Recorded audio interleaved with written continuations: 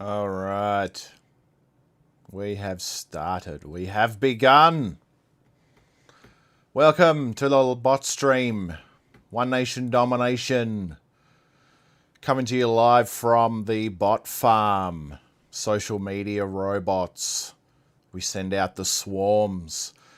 Where are we now? Are we in the Philippines? Or where are we? It's somewhere in Indonesia, right? It couldn't be India. One Nation wouldn't buy bots from India, would they? Yeah, they would.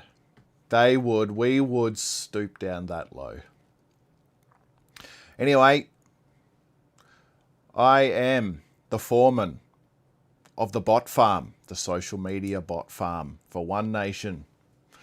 And I'm coming to you live. It's time to test out this bot stream. Get it all going. I'm filming this on a potato at the moment. So we got to just click stream and do it. And then we're going to work out all the kinks afterwards.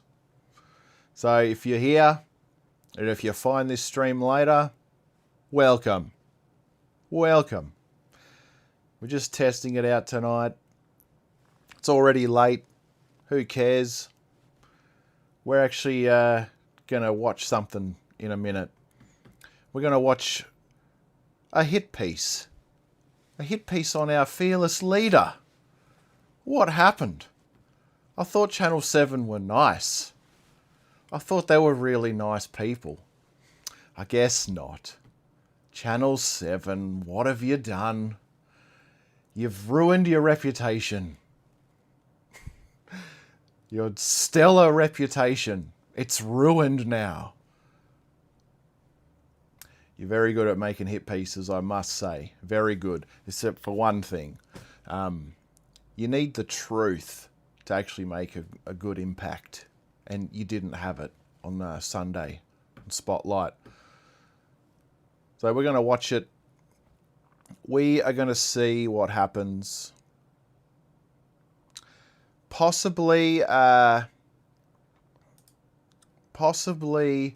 it won't work. Maybe we'll get taken down for, we might get struck by the old AI copyright bots for playing too much of this program. But we're going to try it. We are going to give it a go. All right, so once again, just in case you didn't realize, this is the One Nation Domination bot stream. We're all robots here at One Nation. Now, I have nothing to do with One Nation, by the way. Unofficially, I'm an unofficial One Nation bot stream foreman. Okay? I have nothing to do with One Nation at the moment. I'd love a job. Give us a job. I'll have to prove myself first, okay? So let's prove my worth for getting a job. We're going to watch this little hit piece now. Let's get it started, shall we? Let's just dive straight into it, since I was supposed to do this at 7 and it's now 9 o'clock. WA time, of course. Rightio. Let's get this going.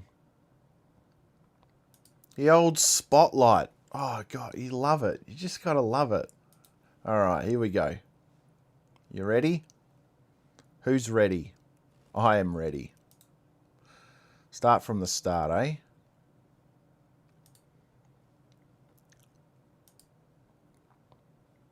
It'd be nice if it started. Here we go. Spotlight. Pauline Hanson goes global.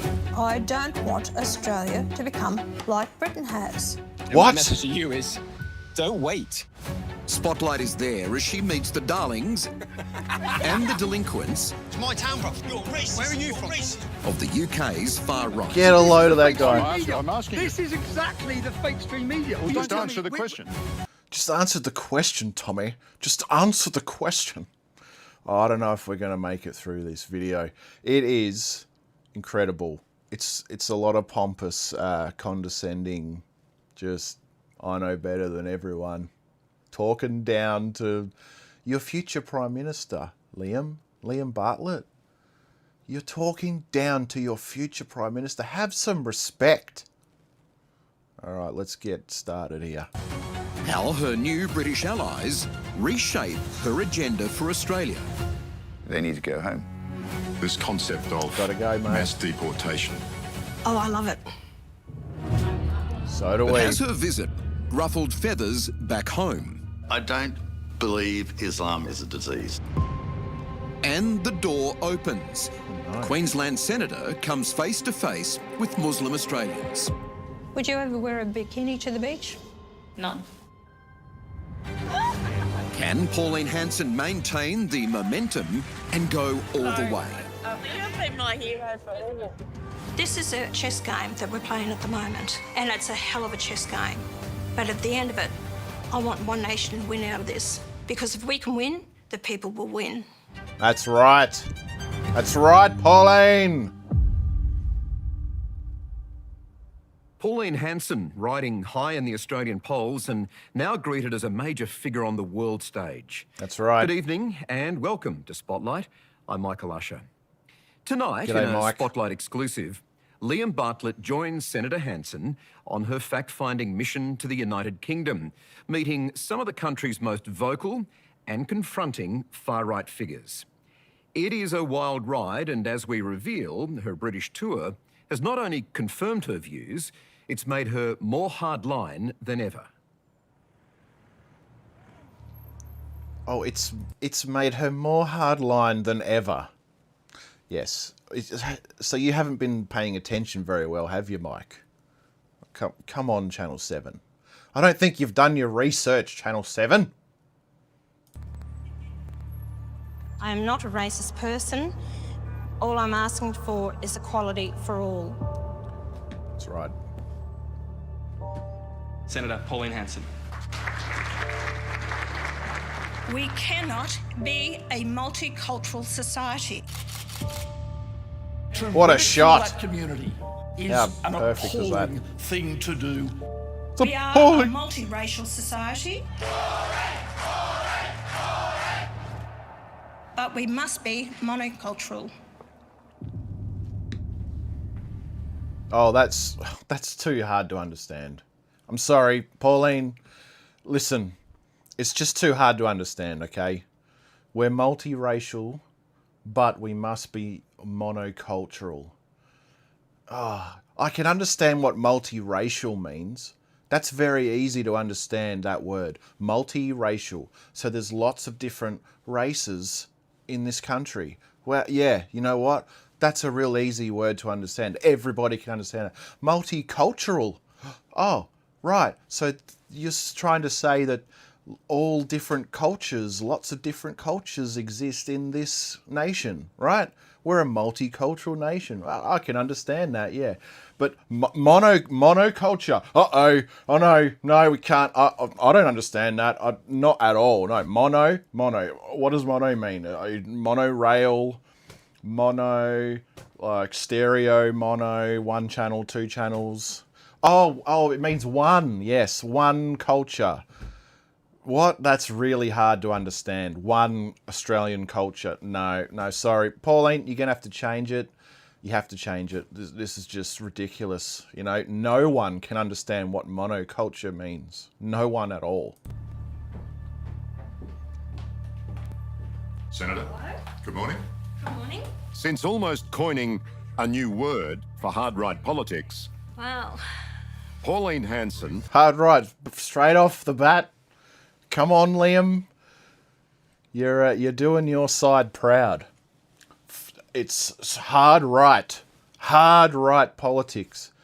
No. What has happened is everyone moved way over to the left, where you are, Liam, where you are, because everything is racist to you, except for, anyone who's on your side. Then they're not racist, of course. But everyone moved over there, way over there, to the left, and now we have anyone who looks slightly right of centre is hard right. We're the hard right, the far hard right. Oh, It's like everyone's a Nazi. Anyone who's not left is a Nazi. You know? Except like socialists are leftists and National Socialists are Nazis. So they're like leftists. Yeah. That's real weird, isn't it? Has avoided major interviews. Okay, we'll just reset now. I'm getting a little bit Yeah, you do. You. dry in the mouth.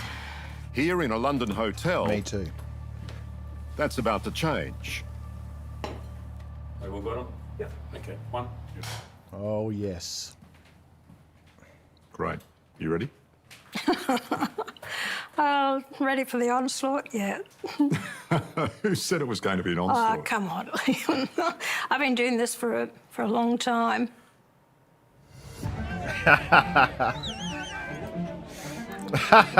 Over Come all on. those years, Bring it on. you've been called all sorts of things. It's all names under the sun. A racist Yeah. and worse. Senator Hansen's Worse. Worse than a racist. What's worse, Liam? Did I just hear the wonderful voice of our Deputy Prime Minister? Old Pen? and shallow pageantry Yep. tears at our social fabric. So what drives that single-minded determination? I think having the passion for my country and who I am as an Australian. But I don't mean to be disrespectful, Yeah. but that patriotism, if I can dress it up like that, Yep.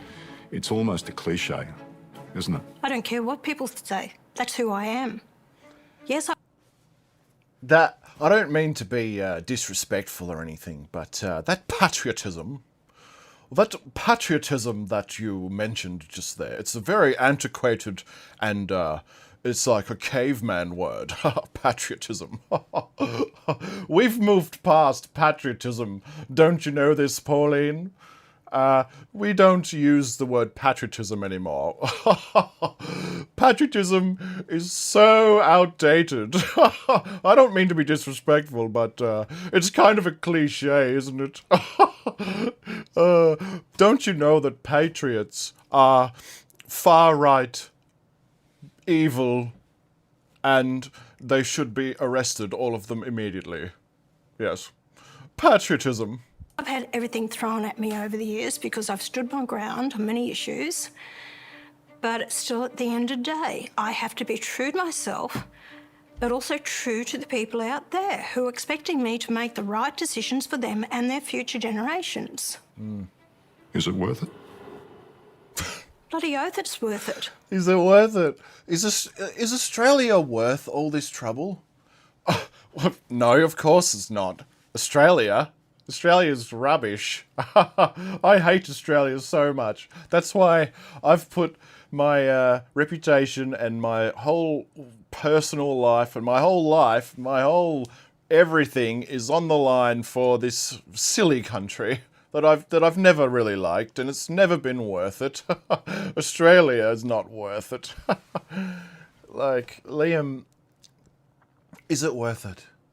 That's what what's her name at Current Affair asked Pauline when that whole scandal happened with the gun NRA in America, and was it Tracy Grimshaw? I don't know if it was. It might have been someone else, but she asked her the same thing in the interview. Is it all worth it? Look what it's doing to you, Pauline. I can see what it's doing to you. Look what it's doing to you. Is it worth it, Pauline? Is it worth it? Yes, Australia is worth it. I'm sorry to have to just break it to you. Like, Australia is worth it. We should try and save the country. Okay? It is a very, very good country, all right? And I don't want to say it's the best country because right now it's not. Right now it's not. Okay? But it should be again. Again. Make Australia great again. And yes, Australia's worth it, Liam. Liam, have a look at the state of this nation. Because people have sat back too long to say, she'll be right, mate. And that's why we're in the situation that we are now. She'll be right, mate, is not that way anymore. That's right. Everyone needs to wake up to it. We need to fix what's broken, and then she will be right again. And we can sit back and go, oh, you know what? The 7th game of AFL is on today. There's been 6 games of AFL on today, and I've watched them all, and the 7th one's just starting. She'll be right, mate. Yeah, it can be right again. So we can sit back and watch 18 games of AFL in one day. But right now, something is broken, and we have to get it fixed. Do you regret using the word monoculture? There's that word, monoculture.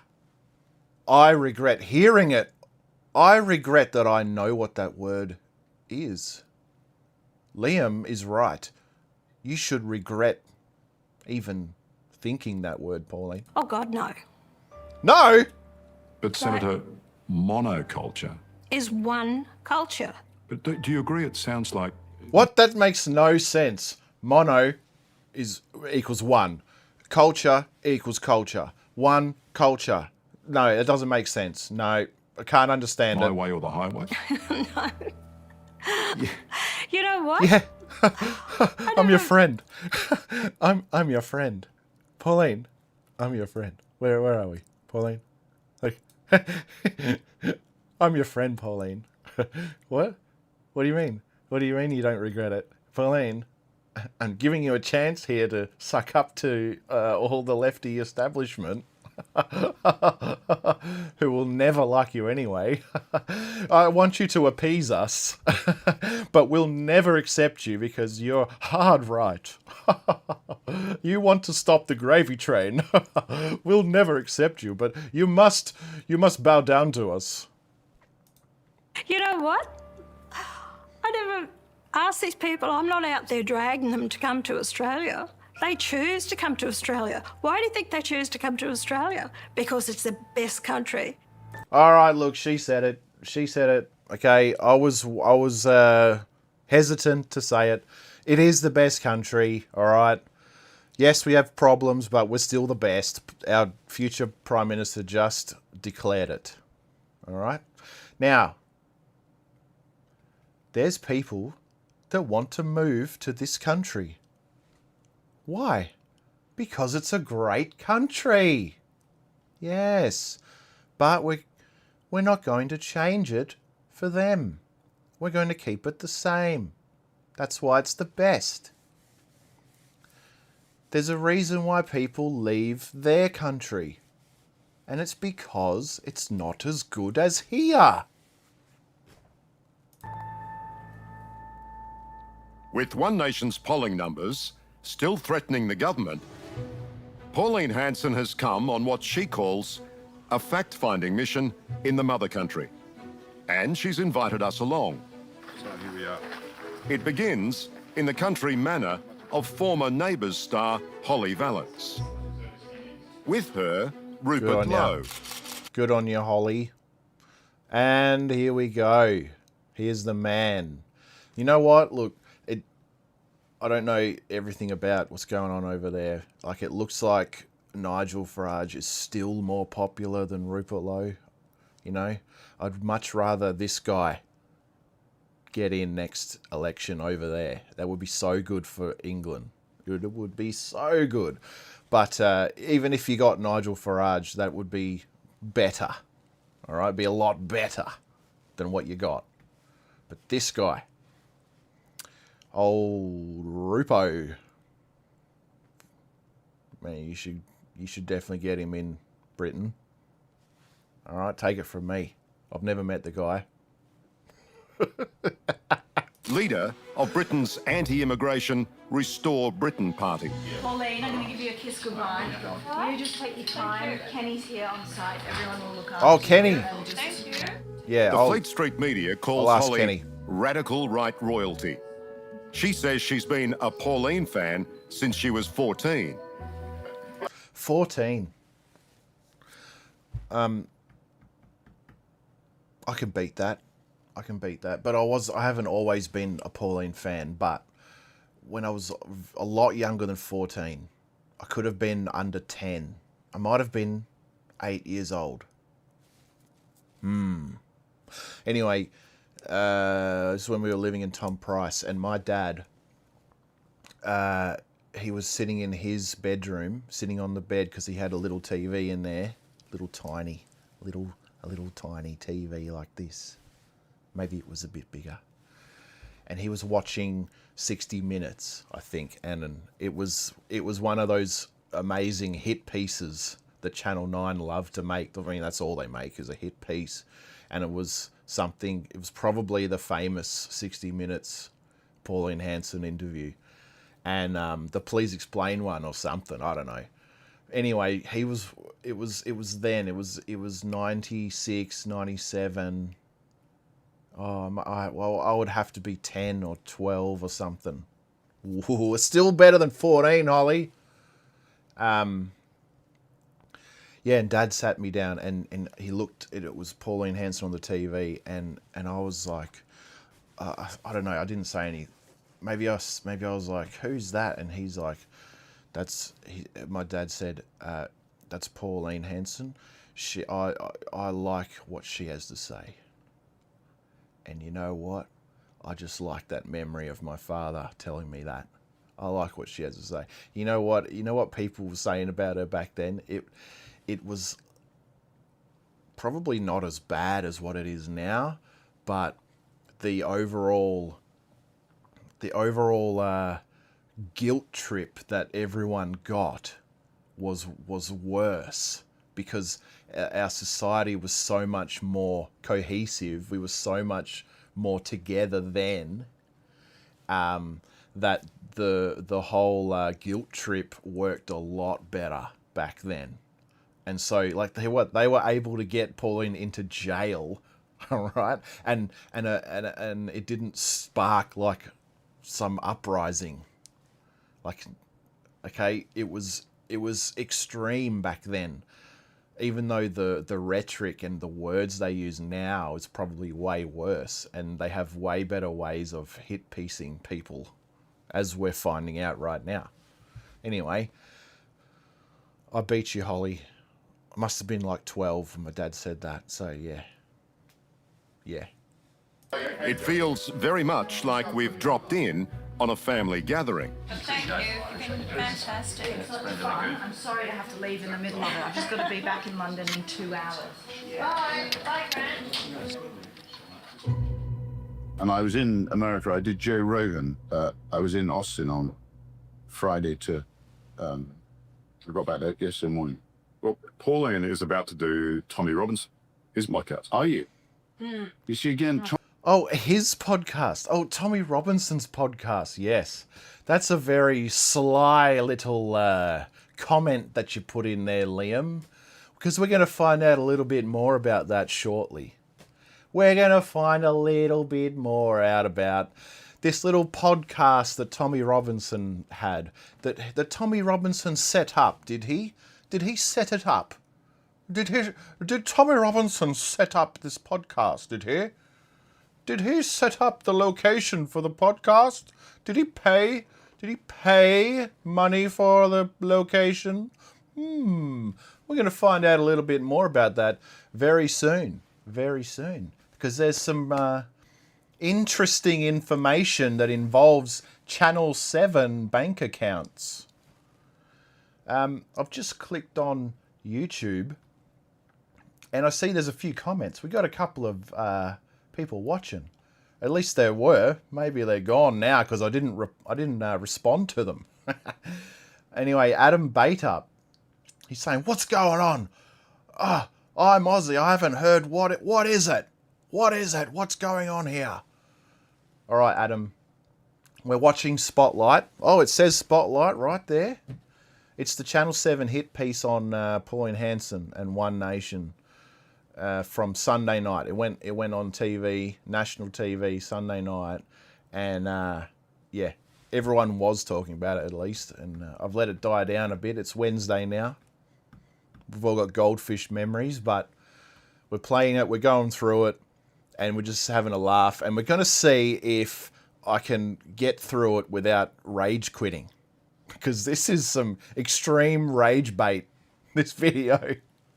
It's extreme rage bait. When Liam really gets going, when he gets fired up and he's like smashing out the questions, and you just go, I can't be here anymore. I cannot be in this spot any longer.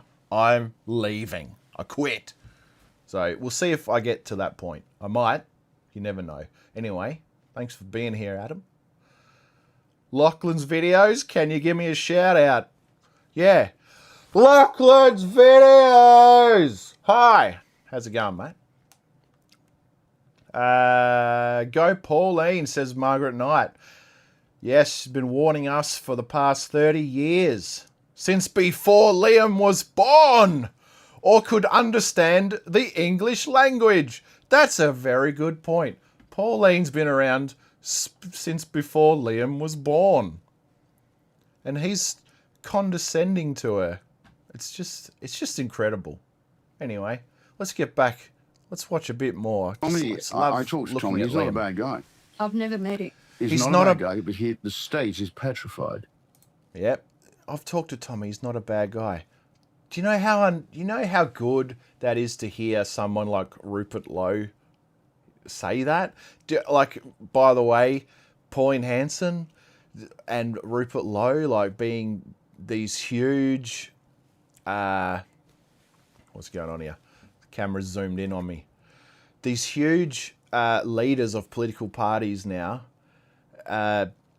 seeing them talking to the people that we were all watching like 15 years ago on social media, man, this is awesome. You don't have to endorse everything that Tommy Robinson says or does. And there's so much stuff that I don't know about him, but there's so much stuff that I do know about him, and I like a lot. He's a man who wants to stick up for innocent victims, innocent people that are getting victimized. All right. I don't know what words to say on a live stream without getting it knocked out, without getting it taken down. But Tommy Robinson is someone who took the heat of the establishment. It came down on him like a ton of bricks. That's including the cops, including the courts. They charged him, they put him in jail multiple times for speaking out. And they shut him down and they gave him legal court orders and said, you can't talk about this because I've just signed a court order. Here you go. You can't talk about this anymore. And he just went, I have had enough of this and I am going to talk about it. Put me in jail. Go on. And they did. They love doing that. But anyway, Tommy Robinson is so good. It's so good to see Rupert Lowe, Pauline Hanson, just talking to him and hearing what he's got to say without some pompous lefty, like perhaps somebody wearing a suit standing in the middle of them right now, just forcing people to have a guilt trip. You can't talk to him. He's not approved. All right, well, let's have a discussion. Go off the rail. Let's grab a seat. Yeah. Let's have a chat. But before we get too comfortable, You want me there, then? Yeah. That's good, yeah. a taste of Rupert Lowe's politics. Our rape gang inquiry report will be released in the coming days. It will change Britain for good. Particularly his campaign against what he claims are Pakistani rape gangs operating in Britain.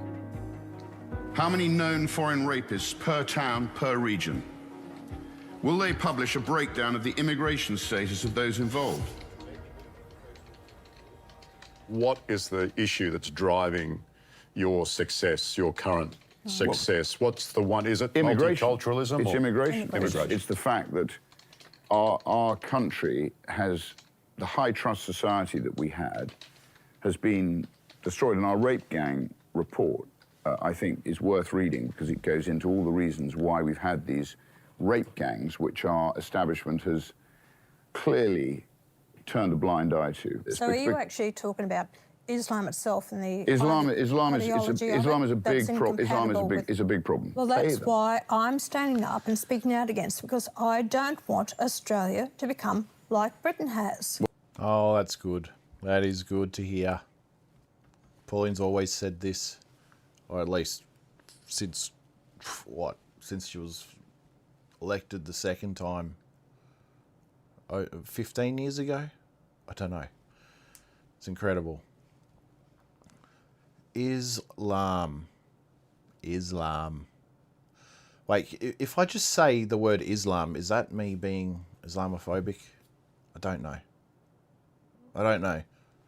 We'll see. One day I'll get a knock at the door.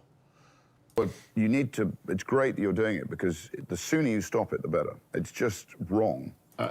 How aware are you of Senator Hanson's been doing and the rise of her One Nation party? Well, I've been watching, and hopefully you will form the next Australian. Good. I've lost, which would be great. I've lost sound. That's all very really chummy.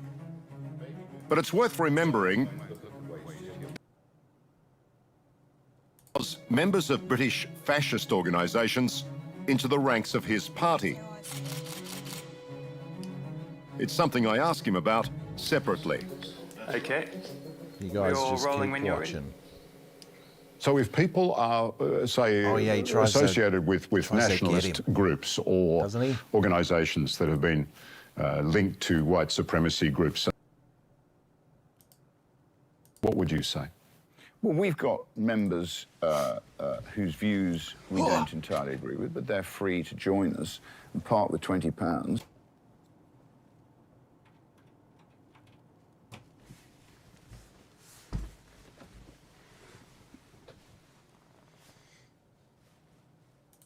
All right.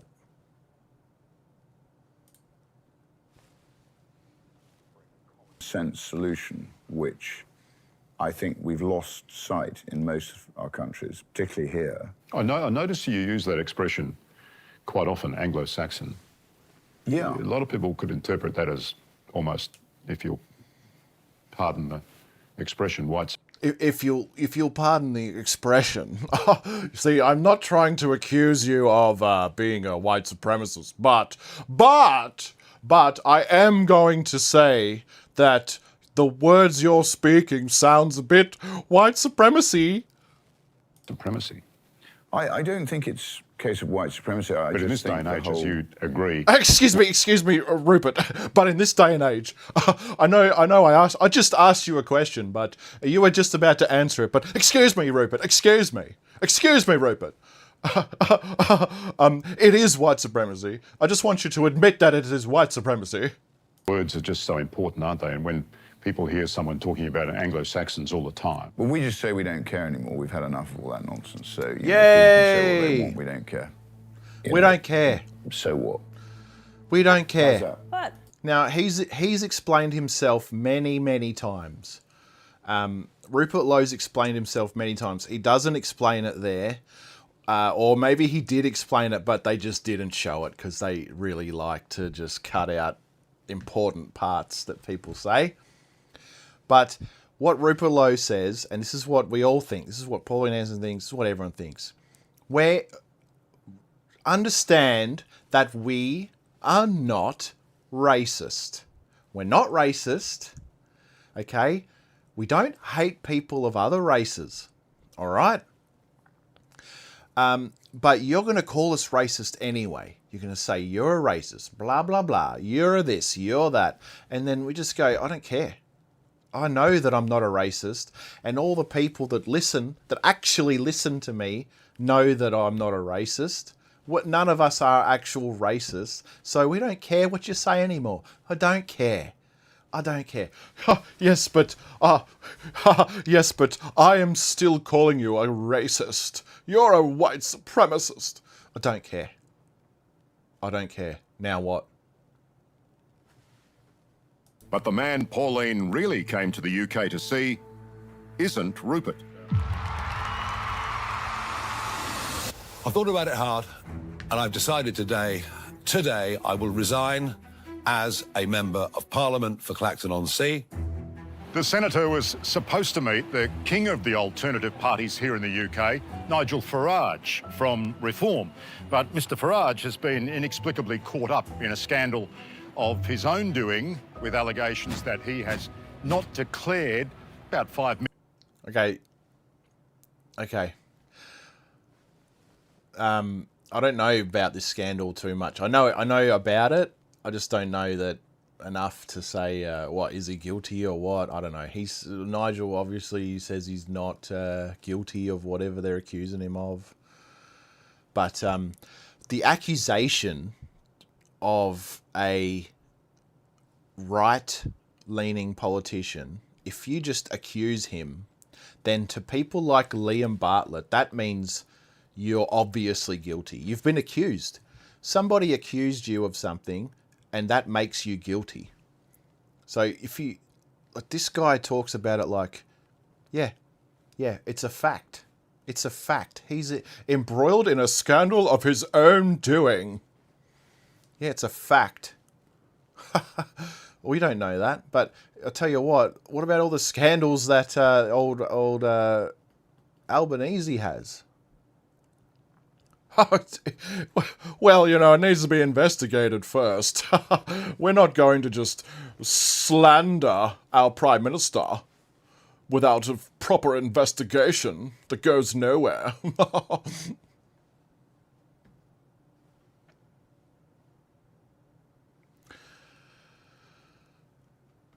Margaret Knight. Yes, you're still hanging around. Here we go. Liam's comment. He claims. Yes, he says he claims. Yeah, that's how he talks.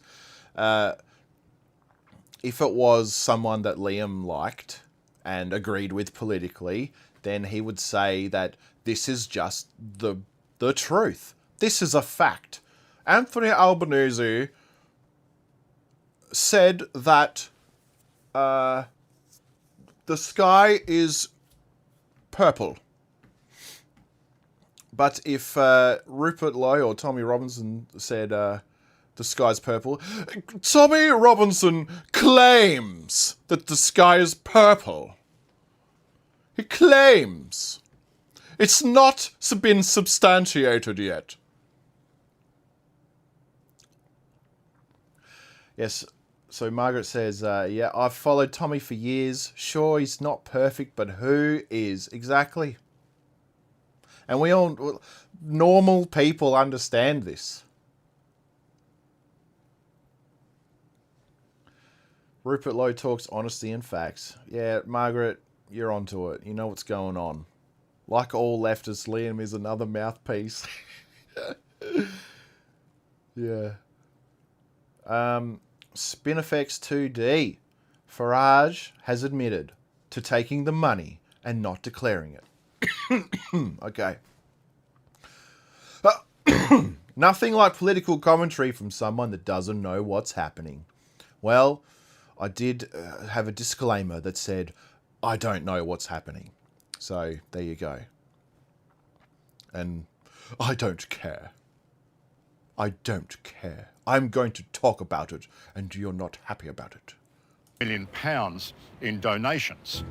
This will be a... Thanks for being here, though. People versus the establishment by-election. It's a chance to stick two fingers up to the entire establishment, to frankly tell them where to go. Whoa, where to go? On top of that, of course, there are other people who are also involved, including the deputy that he sent along today to meet Senator Hanson, Robert Jenrick, who's the Treasury spokesman for Reform.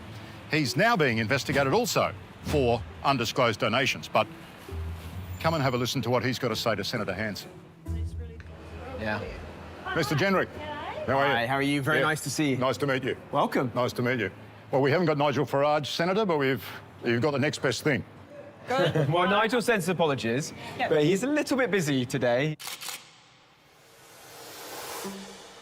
Mr. Jenrick was a member of the Tories, serving as Immigration Minister. We cannot risk becoming a magnet for the millions of people who are displaced and seeking better economic prospects. He defected to Reform earlier this year. I'm going to ask you a couple of questions, right? You were in the Parliament as the Immigration Minister, weren't you? For 13 months? That's right. Do you take responsibility for this?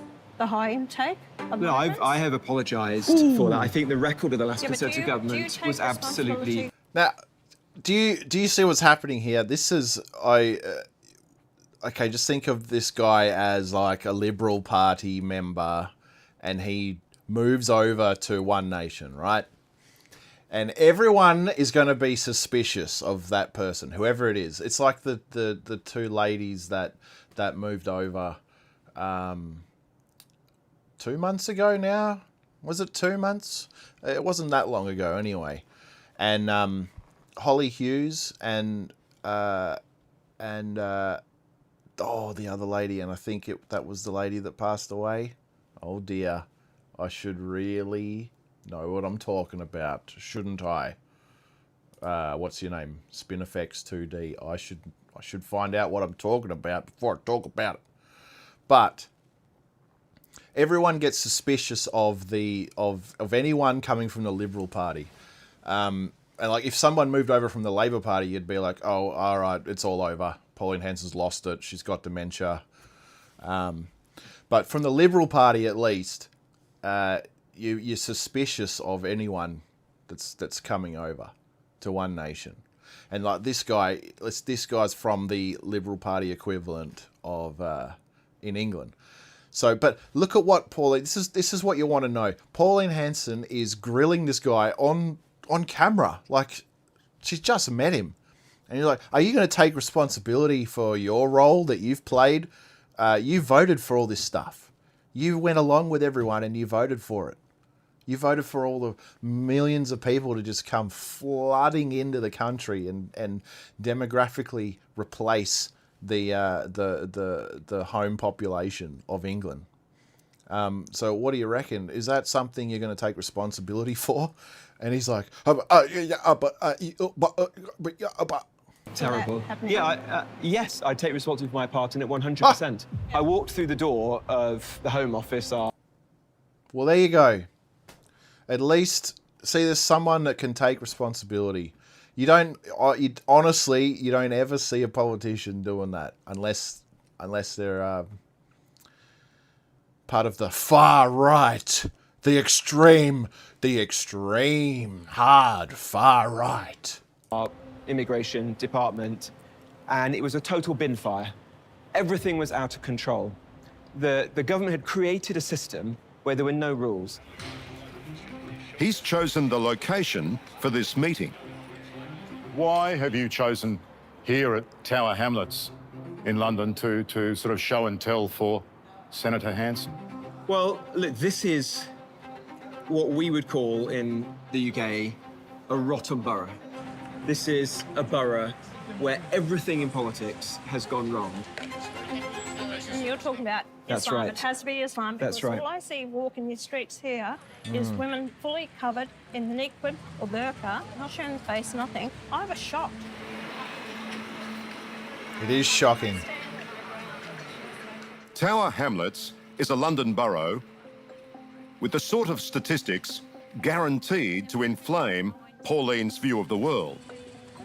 Ethnic minorities make up 65% of the population here, with nearly half of all residents born outside of Britain. It's definitely not Britain, is it? It's No, you've got You some think parts that of the you're in a- country now Yeah, but you think that you're where in another people are country. almost living different, like parallel lives to the rest of us, where English is barely spoken. Do you honestly think? Oh man. As soon as you start saying that something like this is wrong, think you hate these people. These people on this street here in England. Oh, I don't like what's happened here, so that means I hate all these people. No. No. Don't hate anyone like that. It's like there are lots of people that are really upset about mass immigration, and they have gotten so riled up and so angry that yes, they might feel hatred for some of these people, all right? But they need to be calmed down and reined in, and just, we need to understand that these people are trying to come to a great country. It's a Western nation. It's automatically better than their third world nation. Automatically better. All right? Any Western nation. But I don't blame anyone trying to get to a better country. All right? If I was in the Middle East, living in a mud house or a stone house or whatever the huts are made out of there, or in Africa, India, I would be desperately trying to get to a Western nation, all right? And I want some people from those countries to be able to get here and to be able to have a better life. I want that to happen. So do all of us. We all want some migration. But the problem is you let too many people in and the boat's going to sink. Because that's what it's like. The picture, the illustration is a boat floating in the ocean, and we're all on the boat in our own little country boat, and then you just let millions of people onto the boat. What's going to happen? The boat sinks, everyone drowns. Everyone drowns because the boat sinks. That's the problem. That's what's going on here with mass immigration.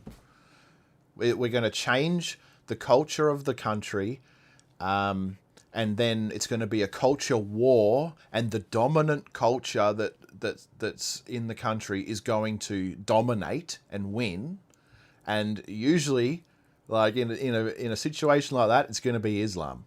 Islam is the dominant force, culture in the world right now. Christianity doesn't fight wars. And Western nations don't fight anymore. They just sit back and go, yeah, you can take everything I've got. Just take it. Yeah, just take it. I don't care. The football's on. Anyway.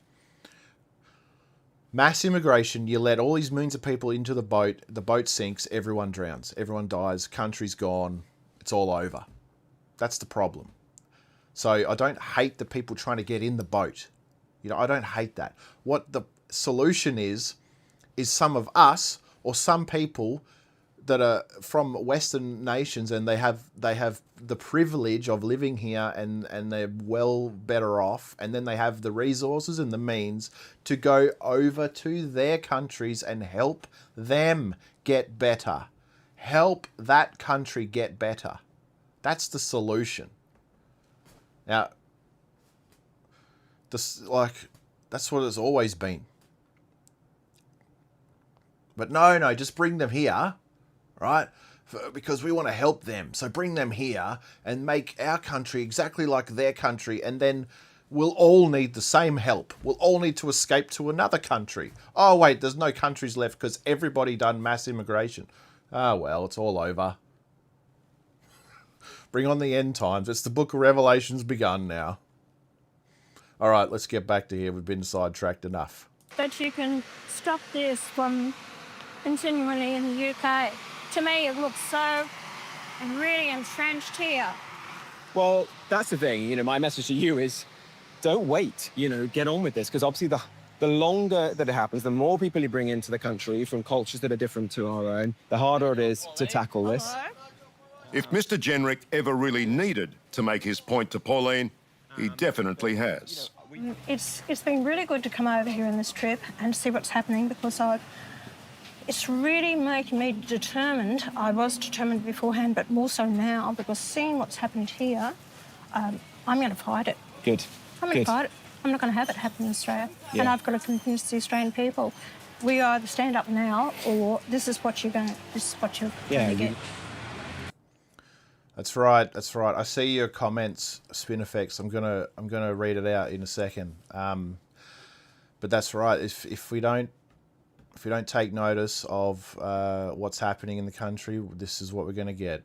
It's just going to become the Middle East, and Australia's not going to be Australia anymore. It's going to be like they'll just change it. Like they're trying to change all the names to Aboriginal names. They're just going to change it to like some Islamic name. Spin Effects. Yes. So you're talking about Nigel Farage, he was still leader of the political party. Ah, right. Yeah, you're talking to Margaret, who was saying that Farage was given the money for personal protection prior to him entering the parliament. Okay. Really? So somebody... This is what Margaret's saying. I don't know if it's true, but, you know, I like Margaret, so I'm going to just go off it for the moment. Somebody gave Farage money for security, personal security, before he entered the parliament. Okay? I mean, if that's true, then what? There's no problem there. There's no problem. Like, why not? You got a donation for personal security. But Spin Effects is saying he was still leader of the political party, must have been at that time. So before he got elected, but he was leader of Reform. I'm guessing this is what you're saying, which is where the legal problem starts. Yeah, well, yeah, and you're right. You have to declare everything. A gift, you have to declare it just so that people know that you're being upfront and that you're not trying to hide it, and it wasn't actually a bribe, a buy-off. If you declare it, it helps people to believe that it wasn't a bribe. I think that's the thinking behind declaring everything, but you're right, you have to declare everything. So if you didn't declare it, that's the problem. Now, what I was saying about Christianity, Christianity doesn't fight wars, you say. This is what I said. The resentment that the Middle East can have with the West can be directly linked to the Crusades.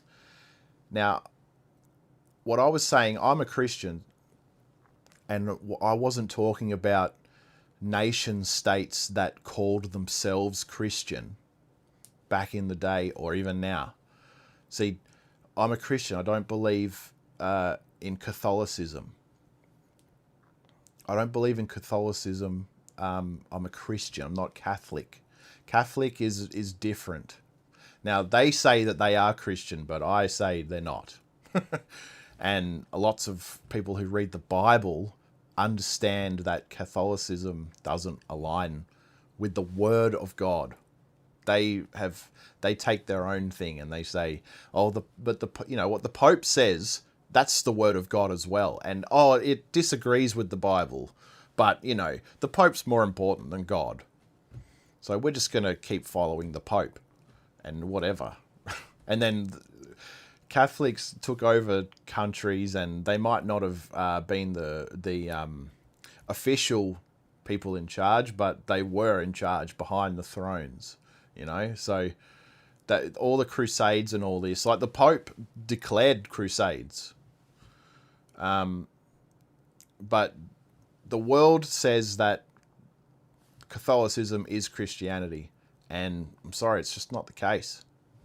It's not the case. Christianity is about loving your enemy, right? And it's a big rabbit hole. It's a big rabbit hole. Self-defense is a biblical. It's a biblical theme. So it's true that we should defend innocent people. All right. So if you want to get into the Crusades, that's a huge subject. All right, and we're trying to watch this hit piece right now.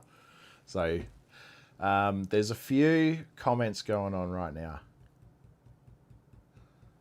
Yeah, so Spinifex is saying, indeed, yes, he did not declare it while he was leader of the party. Well, if that's true, then, you know, Farage, you're in a bit of trouble, and you need to sort that out. And I guess that's what he's trying to do. I think he quit so the Parliament couldn't investigate him properly. I think this is like, by him quitting, he makes the investigation stop. And then if he gets elected again, then they can't start the investigation again. Like, that's what I'm guessing, because why would you do all this? Why would you quit and then run immediately to get elected again? It's to stop the investigation and any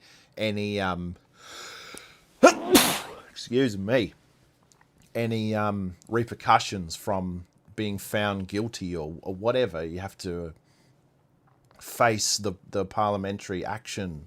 You know, he's trying to stop that from happening. I don't know, but I would prefer Rupert Lowe get in, so, you know.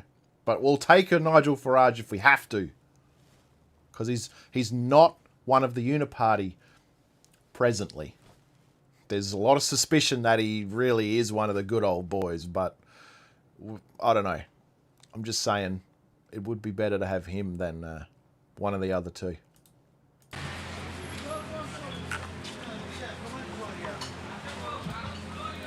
Britain is broken and Britain needs reform. And reform will fix it. Reform UK has an official policy of mass deportation and a stated aim of throwing 600,000 people out of the country during its first term in office.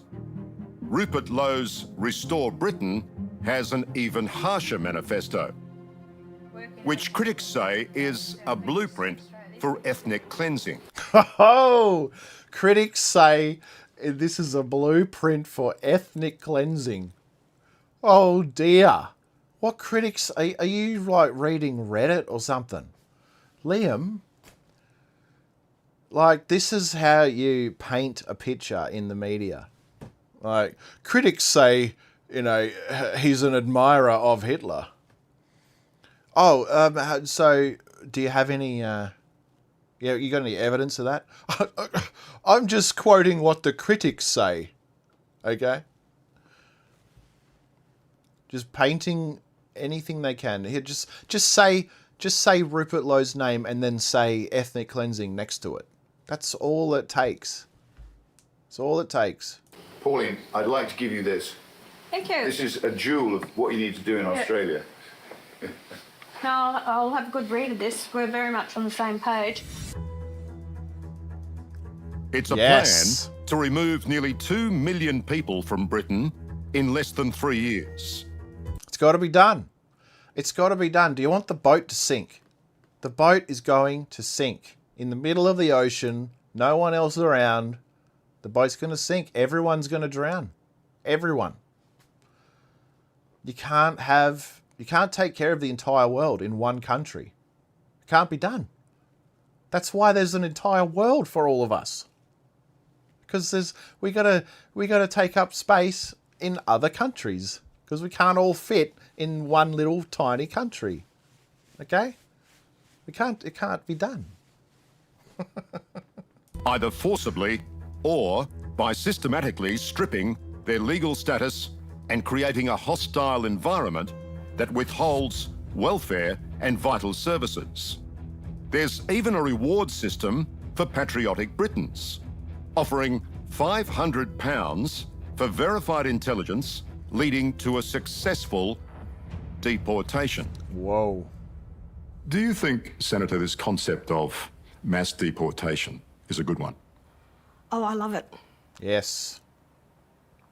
You love it. You love it? You love it? What? What? You want to send illegal immigrants back to where they came from? No. They should be allowed to live in hotels for free. Why? That's exactly what Britain wants to do here. So how would we do it? It's all right talking about it, but practically, how would we do it in Australia? Would would we round them up by some sort of police or officials, border patrol, whatever, Would we and round them up? literally put them on planes and send them back in numbers to whatever country they come from? Is that what? Listen, you know, I don't know exactly how it's going to happen, but that seems pretty reasonable to me. Are we going to round them up, Pauline, Senator Pauline Hanson? Are you going to round them up? That sounds awfully like, you know, somebody that we all know and talk about all the time. Somebody from the 1930s, perhaps. You're going to round them up, are you? Oh, I suppose this is your final solution to the mass immigration problem, Pauline Hanson. I suppose, you know, it's a little bit Hitlerish, don't you think? It is. Say it is. Say that it is. Agree with me. Bow down to me. I'm condescending to you. You say? Liam, these are things that will be discussed with the relevant authorities to see the best way to go about it. I'm not going to give you policy on the run here. That's right. Of how I'm going to deal with it. This will be discussed, and as I do with everything in policy, I discuss it with the relevant people. Yeah. All right, well, let's leave the detail to one side, but you're more than comfortable with the concept And of mass deportation. and I'm supported by my colleagues who totally agree. A tick to mass deportation. Yes. For the ones that are here illegally in the country. Absolutely. Illegally.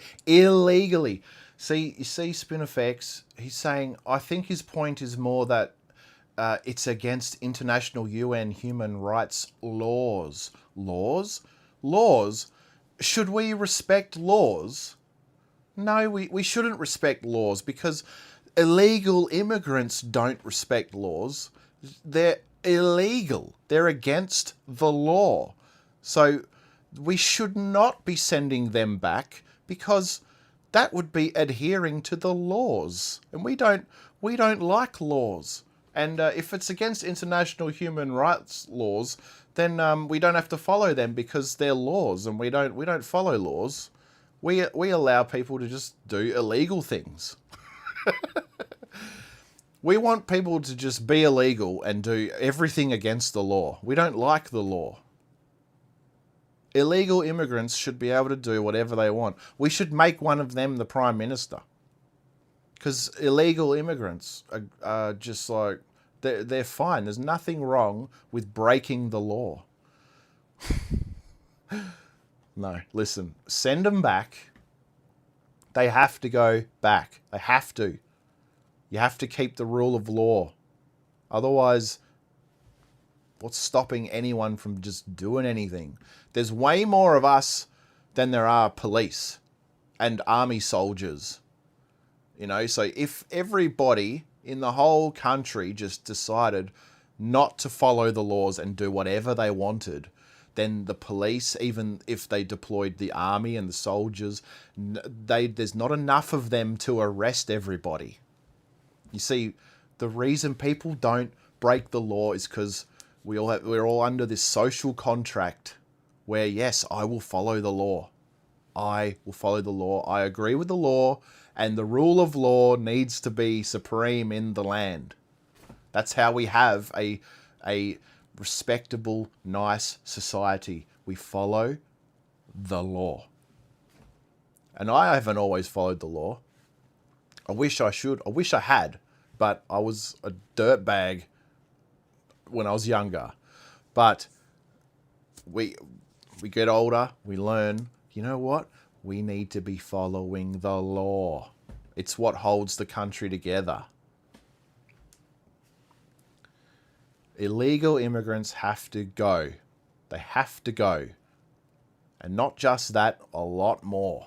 A lot more people have to go by changing the laws and legally getting rid of some of the visas that people are pouring in on. Things like that, legally. How did they get here? They got on a plane and they flew here. Well, guess what? All you have to do is get back on the plane and go back there. That's all. And Pauline's UK tour isn't over yet. Go on then, go on then, go on then, go on then. Not by a long shot. It's my town, bruv. It's my town. It's my town. Can we send you away? Is this... Hang on. Is this you talking to Tommy Robinson on the street? Is this you with the pink shorts and the man bun? Is this you, Spinifex? I'm enjoying talking to you. It's like, I don't hate you, but like, I'm just wondering, is this you? It's my hometown. This guy. Oh, I didn't show him. You've got 2 convictions. There's a guy wearing pink shorts and a man bun, and he's real tough. He's like trying to like scare Tommy Robinson away, and I just thought maybe that's you. For violent assaults. So if you attack me now, if you do, I'll end up beating you up. He's just making a point. I know. A man bun is incredibly offensive. I know that. And later... When you obviously talk about monoculture, like, where does someone like me fit into that? You're a refugee here, aren't you? Whoa. Scary stuff. Scary stuff. What's going on? Hello. Here's a famous man. Hello. It's a pleasure to meet you. It's a pleasure to meet you. Yeah, thank you. It's fair to say Tommy Robinson is one of Britain's most divisive figures. Away from the camera. The fuck away from the camera. You tried to touch our camera. A violent racist with a string of criminal convictions. A violent racist. He just declares that as a fact. A violent racist. Oh man, how is he a racist? He's not. I've been watching Tommy Robinson for 15 years. All right, he's been around longer than that. I don't know what he did in the past when he was younger, part of the EDL or whatever, the soccer hooligan gang he was in. I don't know, maybe he had racist views when he was younger. And you know what? There's a lot of people that had racist views when they're younger. And then they get older and they grow up. Most people grow up out of it. But it's a very general thing to happen. And I don't blame people for having racist views when they're very young. And when I'm very young, I'm talking like maybe up to over 20, maybe 25 and under. I don't know. I'm going off of my experience where I was a moron until I was about 30. I was an idiot teenager. I was 18 years old all the way up to 30. And then when I hit 30, I went past being a moron teenager. Anyway, if you're young and you're a bit racist, okay, a lot of people grow out of that. And you can't condemn people for their moron views when they're younger. Greta Thunberg excused from that. Tommy Robinson, he's a far right racist. Okay, Liam. Okay, Liam Bartlett. Yes, you just declared that he's a racist with nothing. What is that? Because he's arguing with someone that's a different skin color right now on the screen. Like, it's ridiculous what you're saying. This guy's trying to fight him, and he pushes him away and says, Get back from me. Oh, that makes him a racist. Yeah. For assault, stalking, and fraud. He's now a far-right podcaster. And today, Pauline... He's now a far-right podcaster. Ah, far-right. Far-right. That's because all the lefty people and all the people that say that they're on the right, but they're actually just over on the left as well. That's what we call the uni party. All the left and the right people don't like Tommy Robinson, so they call him far right. They don't like Pauline Hanson, they call her far right. They don't like Rupert Lowe or even Nigel Farage. They call them far right. And they're actually just the right. They're actually just right. And what is considered the right is past the centre. They're over on the left. Everyone is on the left right now, except for these people: Pauline Hanson, Tommy Robinson, Rupert Lowe, Nigel Farage. They're actually on the right, the normal right. Anyway, that's leftist lies for you. Is his special guest. Right, I am sat in London. I have the great pleasure of meeting a lady I've looked up to for years. There's some people who have been in this battle for a long time, when it wasn't fashionable, when it wasn't cool, and when it was difficult. So many people now are having conversations that people like this lady have tried to have for 2 decades. And the path has been paved by people like Pauline Hanson. So, Pauline. Oh, thank you. Senators couldn't quite believe their eyes. Oh, what on earth? Senator Hanson was unrepentant. Ban the burqa. She did that to force people to talk about it. Force people to talk about the burqa, and you know what? It worked. And I'm happy that she did that. You know what? I don't think she ever wants to do it again. She did it twice. I don't think she wants to do it again. I think she knows that she's made her point. And she doesn't have to do stunts like that anymore because she is considered a big leader of a majority party now. You know, a major party. She's the leader of a major party. People listen to her when she talks now. So she doesn't have to pull stunts like this. But when she back then, she wasn't considered a major party leader, and it worked out great. It worked great. And these people are still trying to shame her for wearing a burqa, but then they'll go, everyone else can wear a burqa, but you can't. You can't wear one. Nope, you're not allowed. I was like, who's this lady? Who's this in Australia? Yes. So that's the first time. Yeah, What year was wow. that? What year was that? Well, first time I wore it in was 2017. Okay. And then I wore it again last year. Last year. Yes. I saw it.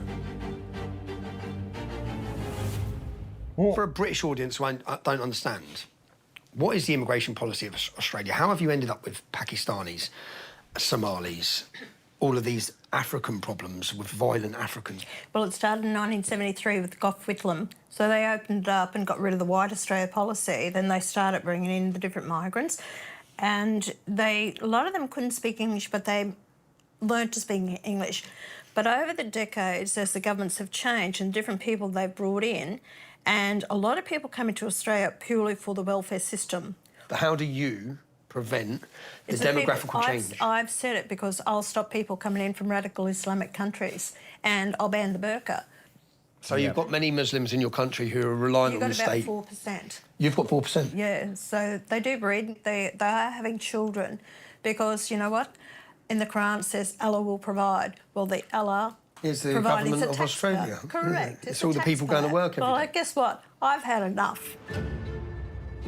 Such is their chemistry during the hour-long podcast that Robinson invites Pauline to his hometown of Luton the following day.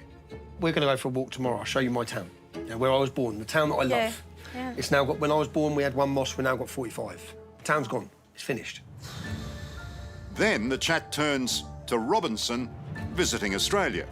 Have you tried to come out to Australia? I Have you haven't. applied? I've not applied, no.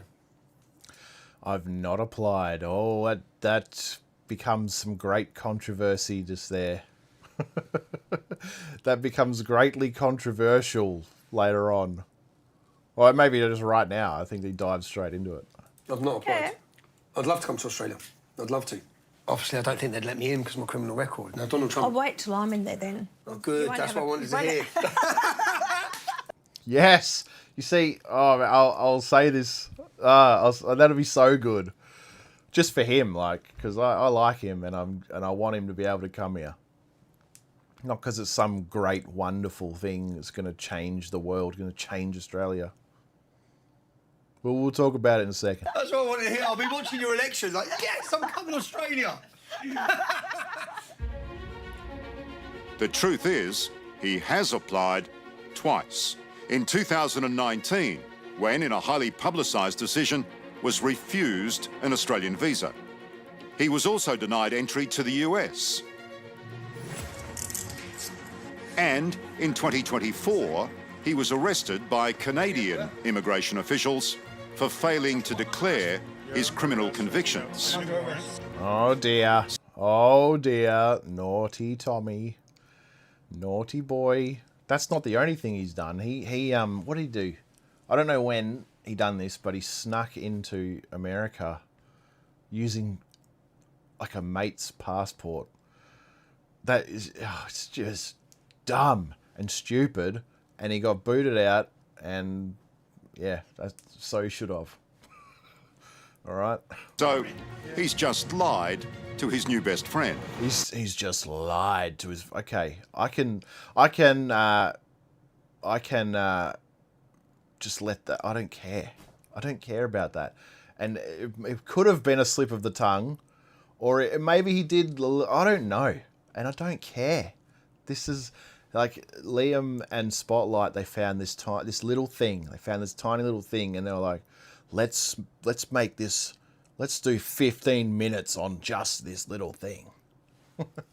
Like, I don't care about that. I don't care if he lied about that to Pauline Hanson. It's a tiny little thing. You shouldn't lie, okay? It's not good to lie. But what I'm trying to say is the stuff that Tommy Robinson is putting out and trying to expose, that's far more important than this right now. Like, I would not care about this little thing that he said to somebody. Oh, it was wrong. That means he's lying. It's a lie. I don't care. Maybe it is a lie. Maybe it's a slip of the tongue. What about the rape gangs in Britain? What about the Islamic Pakistani rape gangs in England? What about them?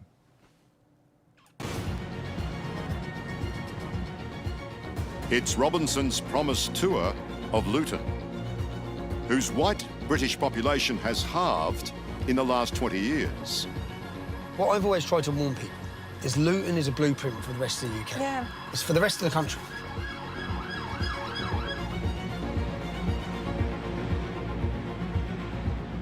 Yes, I hate seeing the burqa. These women covered up. I can't stand it. Oh, good on you, Pauline. That's what my mum said. She watched this, and I saw her watching it, and Pauline said that, and my mum goes, "Good on you, Pauline." I can't stand it either, and I don't hate people that wear the burqa. Again, I don't hate these people, and most people don't hate them either. I think that it's something like, it's like Stockholm syndrome. It's like being brought up under violence, and you end up just accepting the violence, and you just accept horrible things in your life because that's just the way it is. That's the way it is. And these people, it is like Stockholm syndrome. It's a lot like that because they end up loving the oppression. See, when you're growing up in Islamic culture, not all of them want you to cover up, okay? I'm not talking about the ones that don't force you to have a hijab or a niqab or a burqa. But when you're growing up under a Islamic culture, there's different countries, and those countries that want women to cover up, it's not a choice. It's not a choice. When you're a little girl growing up in a family and they are nice about it, they're nice about, oh, you just need to wear this and you should wear, oh, it's your choice even. Some people, some families, we'll see it later on with the girls in the Islamic school. Oh, it was my choice, you know, my mum wears one, and my family wants me to wear one, but it was my choice. Yeah, okay. You grew up in a culture, and that culture, it was made clear to you that you should be wearing this, and then you decided to like it. It doesn't mean that it's good.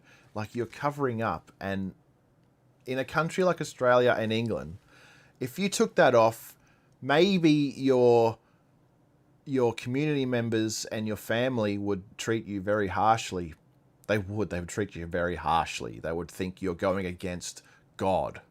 You're going against Allah by showing skin and showing too much of your body. But in England, you'd be fine. You wouldn't be killed. You wouldn't be. You can walk around and, you could get away at least from these communities. But in an Islamic country that does force covering up, you'd just be straight out killed. Honor killings are real. Do you know what an honor killing is? That's when your own family member kills you for going against Allah. Honor killings. It's a disgrace, and that's why I don't like the burqa. I don't like it because it's a tool of oppression, and it's disgustingly violent against women.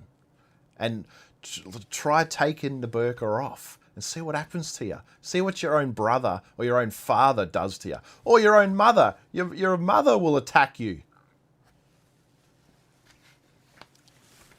Now, there's lots of Muslim families where that won't happen, where they're nicer, and you know what? They're good people. They're not very good Muslims, okay? Because the Quran and the Prophet Muhammad, it commands. It doesn't ask. It commands that people follow Allah, and they've decided that this Sharia law and covering women up, that's following Allah. That's what Allah wants. So you must follow Allah. And the Prophet Muhammad says, follow Allah. Do what he says. So you must cover up because that's Sharia law. We've agreed that Sharia law is what Allah wants. So if you don't cover up, you're going against Allah. Yeah. It's oppression for women.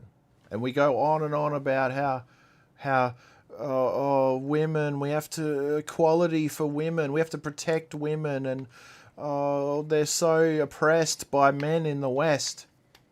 Yeah, but it's all right for Muslims to force their women to wear garbage bags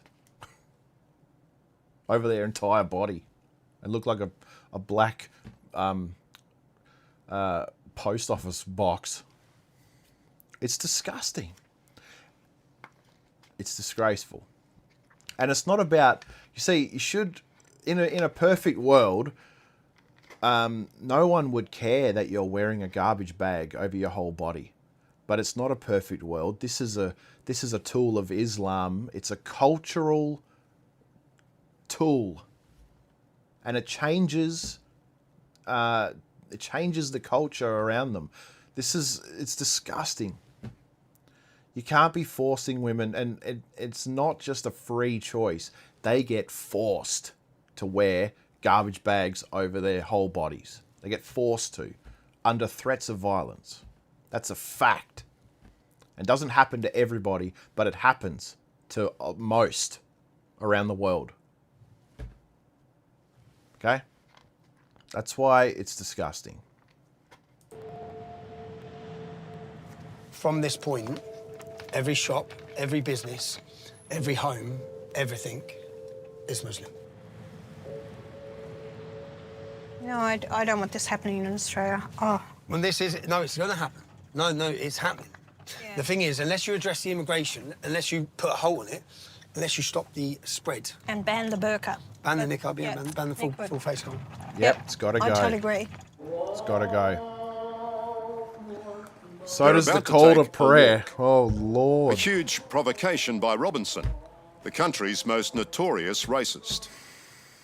The red hair will draw the attention, don't worry, and they won't know who's this redhead. We don't have redheads here. But Pauline has also played her part, telling us she deliberately wore a sleeveless dress into this conservative Muslim area. Conservative. That means a bit different in the Muslim world. Conservative politics, conservative, here means we want to conserve our culture. I mean, it's the same to Muslim, but the values they're conserving is very different. I'm in Luton Town Centre with Pauline Hanson. I'm about to take her for a walk through my town. Are you ready, Pauline? Ready? Ready, Pauline? No, well, yes. I'm in your hands, Tommy. Let's see what happens. And within seconds of stepping out, But yeah, this is Luton. Welcome to Luton. Robinson gets what he came for. What's that, mate? What'd you say?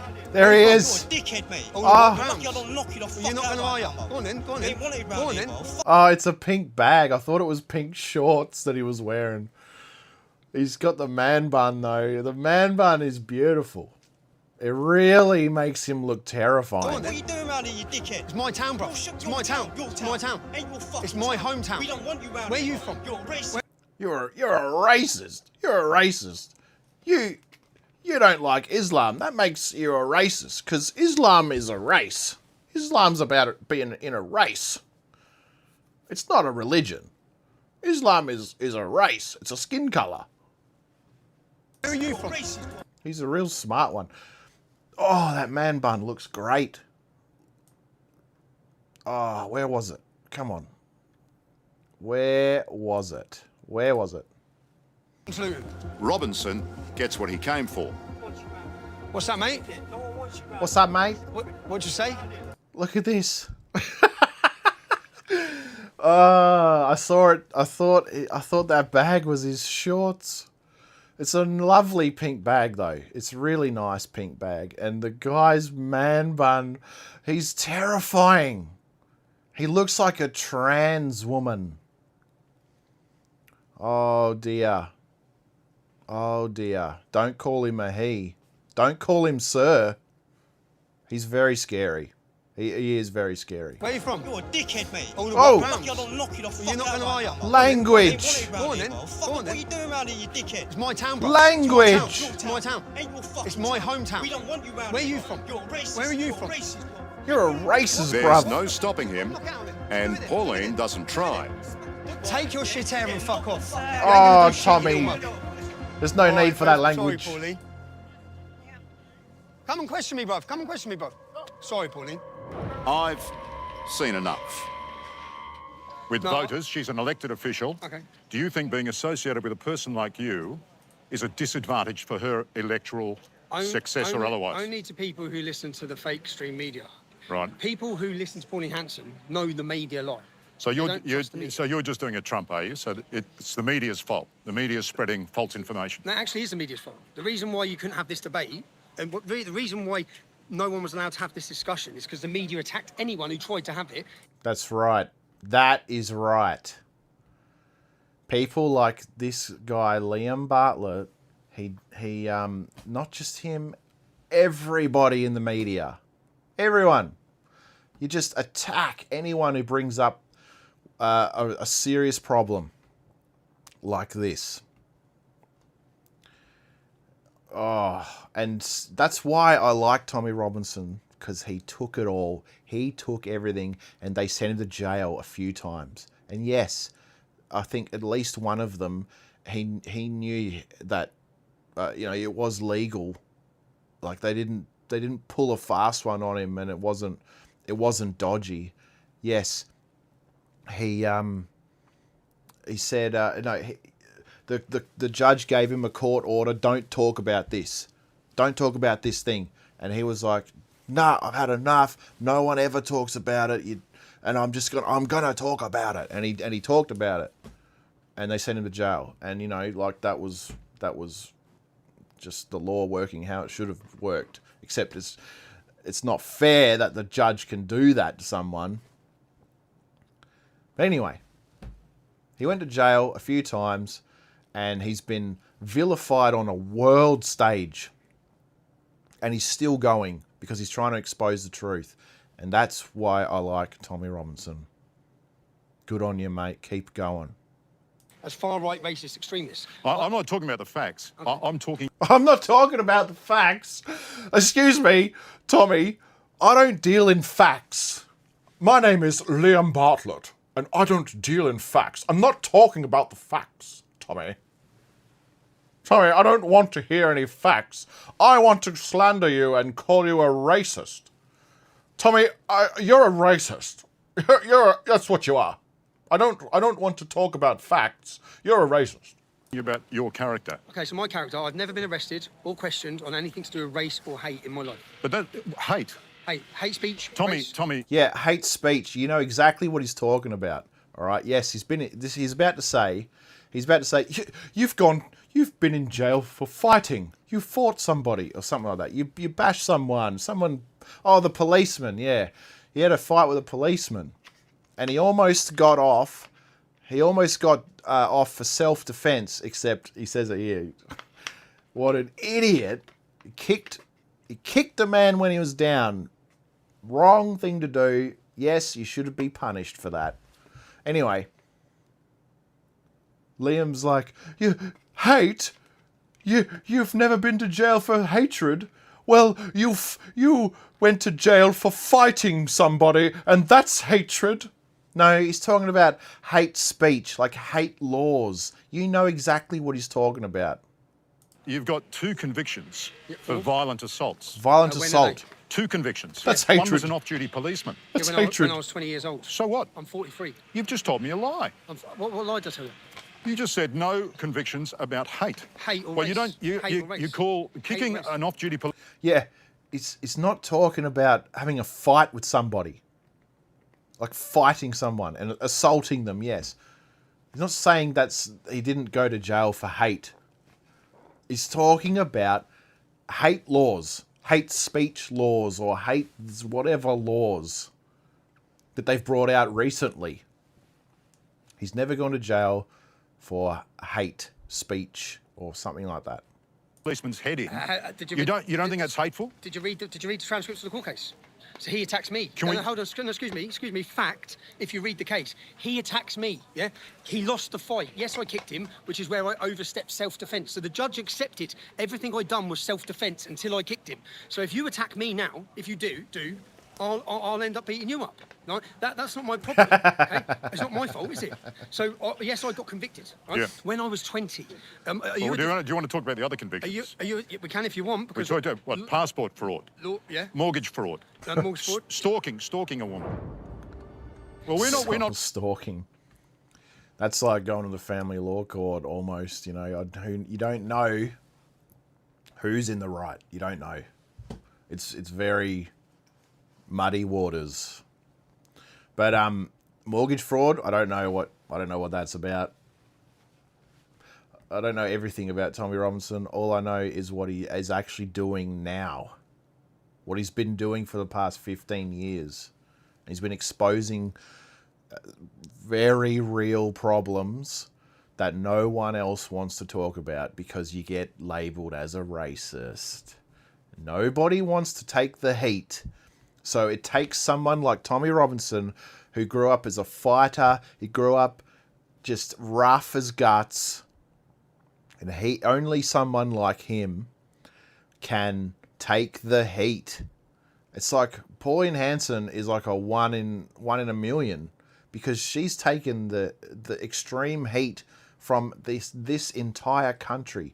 The entire country of Australia came down on Pauline Hanson for decades, and she's just, it's broken her down a few times, okay, but she keeps going, and that is a very special woman. That's why she deserves everybody's respect for taking the heat, taking all the attacks. That's what this guy Tommy Robinson's taken all the attacks, and yes, he's not perfect, but he's doing something right now when no one else will. Blind, we've come with you. Yep. We've documented what you're saying and what you've been doing. Yep. So this fake stream media idea, I don't know where you get that from, but it's not happening here. I don't know where you get the fake stream media from.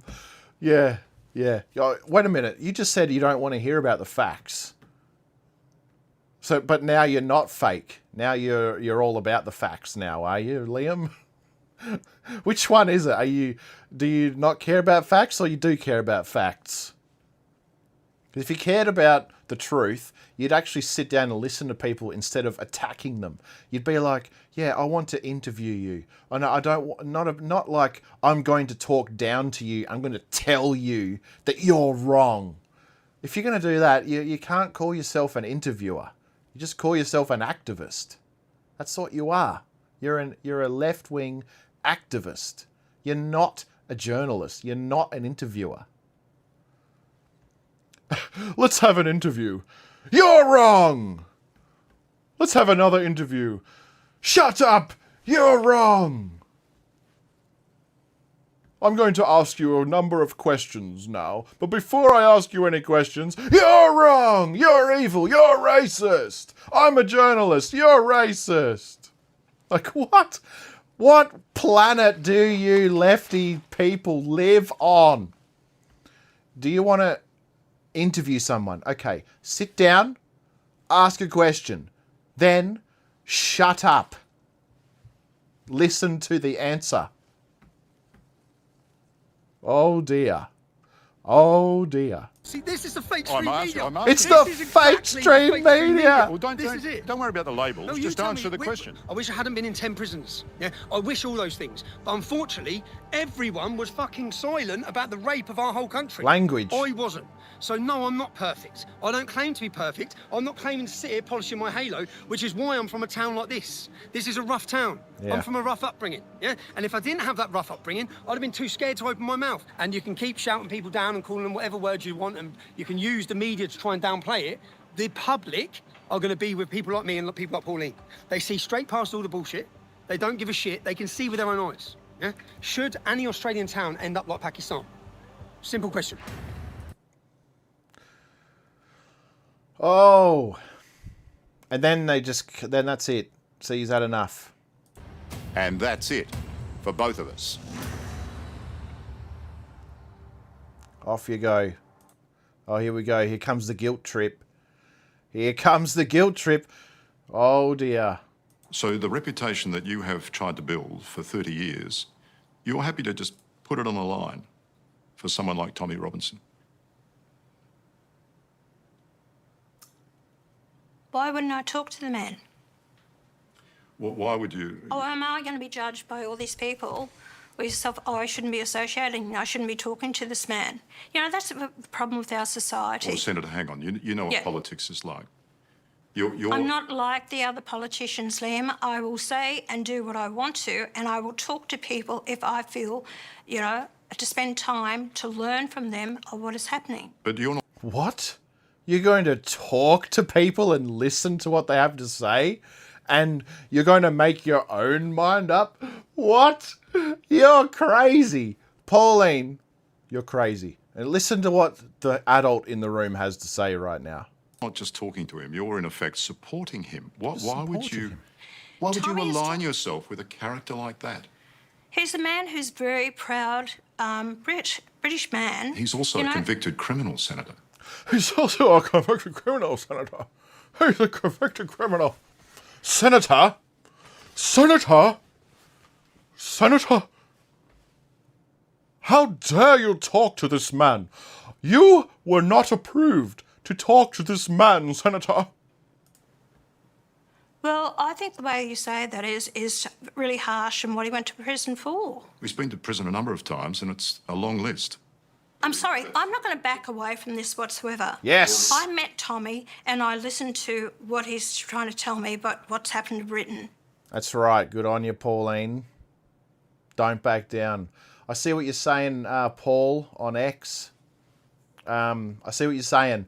Yeah, I know. If you just want to watch the video, like I got this off the Spotlight website, Channel 7 on YouTube. It's on there if you want to just watch it without my commentary. If you want to call this commentary, yeah, you just call me like Spurgeon out. This is just a Spurge stream. No, if you want to just watch the full video, it's on their YouTube. At least it was when I got it. But yeah, this is what I'm doing. I'm doing a bit of Spurge streaming. Anyway, thanks Paul. Good on ya. I'll give you a like. How about that? Right. Now, Now back to the adult. The adult is chastening the child. Let's go, Liam. Let's talk down to the senator. The Australian Parliament senator needs a good talking to from this leftist investigative journalist activist. Senator, he sat there. I was present at your podcast. He sat there, this far away from you, looked you in the eye, And he lied. told you a barefaced lie. He lied to you. And what was that? You asked him, have you ever tried to go to Australia? And he said, no, I haven't. Senator, he's tried twice. Oh no. Oh no. He lied about that. That's incredibly evil. That's so evil. He lied. He lied. Like I said before, it could have been a slip of the tongue, or he could, like, I don't care. I don't care if it was a slip of the tongue or if he was lying. Maybe he was embarrassed by all this stuff. He didn't want to talk about it. I have no idea. I have no idea, and I don't care. It's a very small issue, all right? And like I said before, I'm a Christian, and you should not lie. Like, if you tell a lie, you've sinned against God. That is the truth, all right? But I'm not excusing a lie here. Yes, maybe it was a lie, and I'm not excusing it. What I'm saying is, the reason he's bringing it up, the only reason that this man is bringing it up, is because he wants to guilt trip and shame Pauline Hanson for talking to Tommy Robinson. Do not listen to what he has to say about the rape gangs. Do not listen to what Tommy Robinson has to say about the Islamic takeover of Britain. Do not listen to what Tommy Robinson is trying to tell everyone about Islam and about the Pakistani rape gangs. Don't listen to him. He told a lie about applying for a visa. He told a lie about applying for a visa. So you should not listen to him when he's trying to expose the truth about Pakistani rape gangs. Senator, you should be ashamed of yourself. Well, I'm not aware of that. In the last That 6 is fine. years, Yeah. he's had his visa denied to Australia to visit. Because guess what? Guess what? He fails on character grounds under the Migration Act of 1958. Ah, guess what, Senator? I have some bad news for you. You're wrong about Tubby Robinson. Oh, what about the Pakistani rape gangs? Is that wrong? I'm not here to talk about facts. I'm a Channel 7 investigative journalist activist. I don't deal with facts. To be clear, Robinson was refused entry to Australia not because of his politics, but his long criminal record. He's a... Yeah. And like, that's just tough luck. That's what happens to everyone.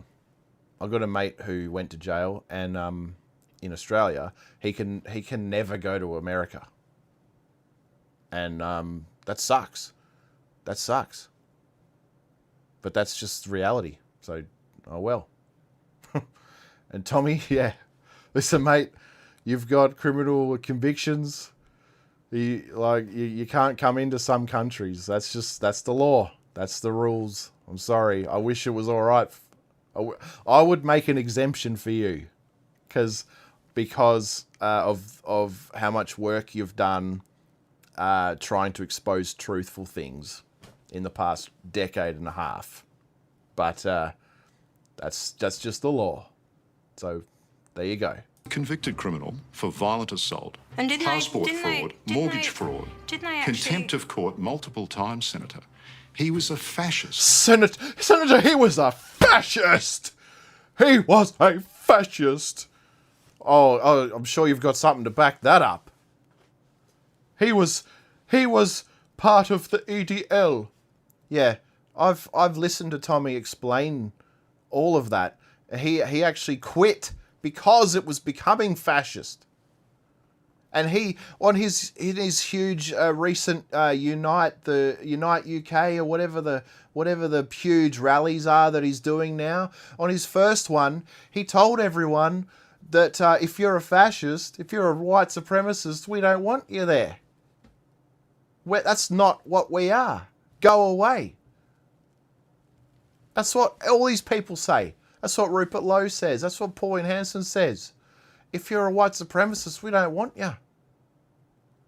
Now, if you want to join, like Rupert Lowe said the other day, if you want to join the party, pay like a $20 membership fee. I'm not going to stop you. I can't stop you from joining, like becoming a member of a political party.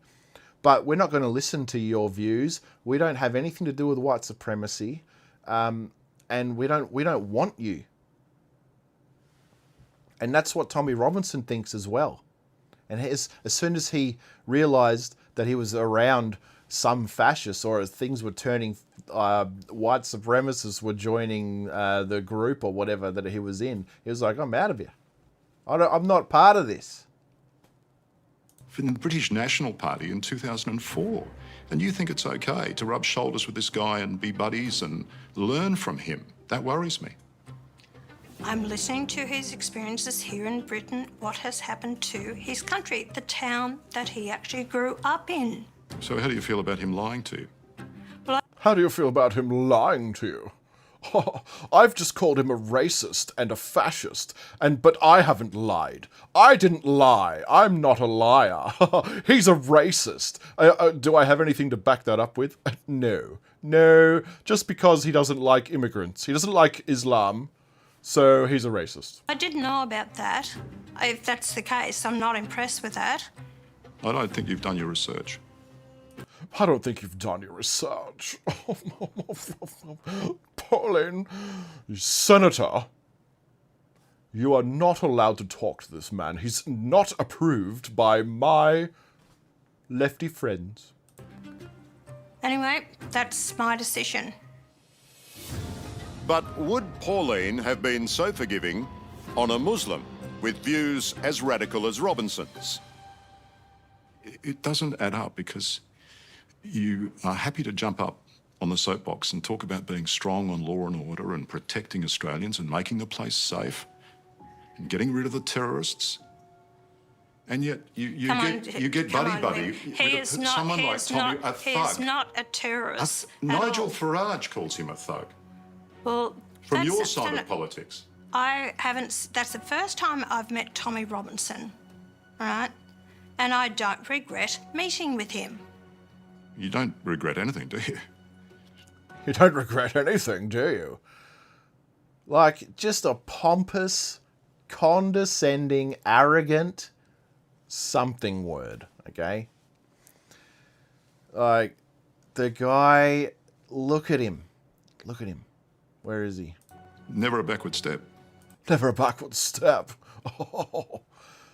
Pauline, you've never apologized. We've accused you of being a racist for 30 years, and you've never apologized to us. You must apologize to me right now. Get down on your knees and kiss my feet. Kiss me. If I feel I'm wrong, I will admit that I'm wrong.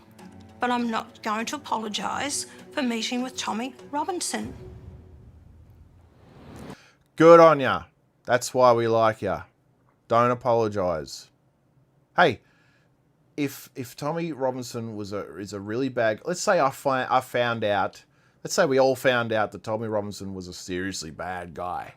I mean, like, evil. Okay? And then Pauline was like, I still don't regret meeting with him, but now that I know this about him, I'm not going to meet with him again, and I don't support him. Like, that's just what adults do. Adults take things as they come. And they don't... See, what adults do is they don't just listen to leftist activists on television and go, the leftist activist said that this man is bad. That means that that's the truth. No, they're activists. They will say what they need to say to abide by their politics. And the right people do that as well. And adults need to listen to the right, listen to the left, listen to the centre, listen to yourself, listen to God, listen to everybody around, and then make your own mind up. That's what adults do.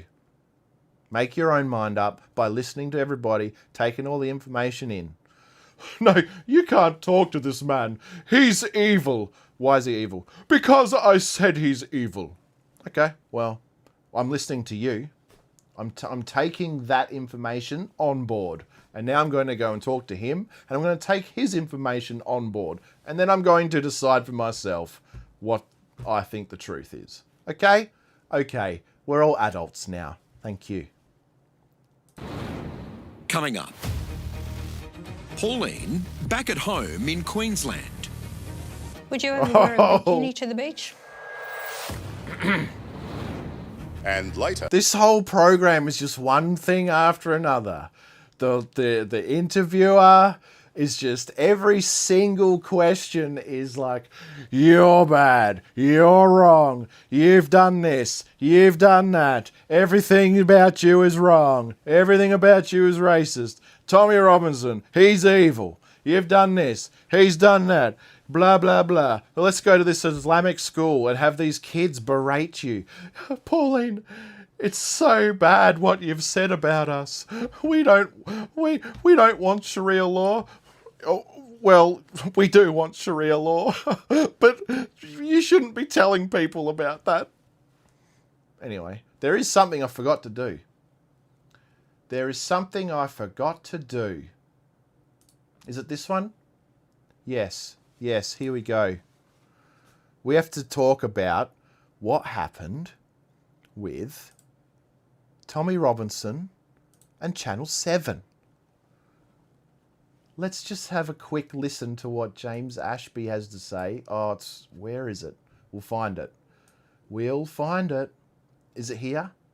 Is it here? He's got the inside scoop on how did Pauline Hanson and Tommy Robinson get linked up? How did that happen? How did that happen? They did want to link up, anyway, but somebody set it up. Somebody made it happen. Who was that? Who would even speak to a far right thug, a racist fascist thug like Tommy Robinson? Who would even give him the time of day to invite him to come and meet Pauline Hanson? Who would do that? Let's see. Yeah, correct. Channel 7 made that pitch back in November last year and made it very clear they wanted a program on immigration, pure and simple.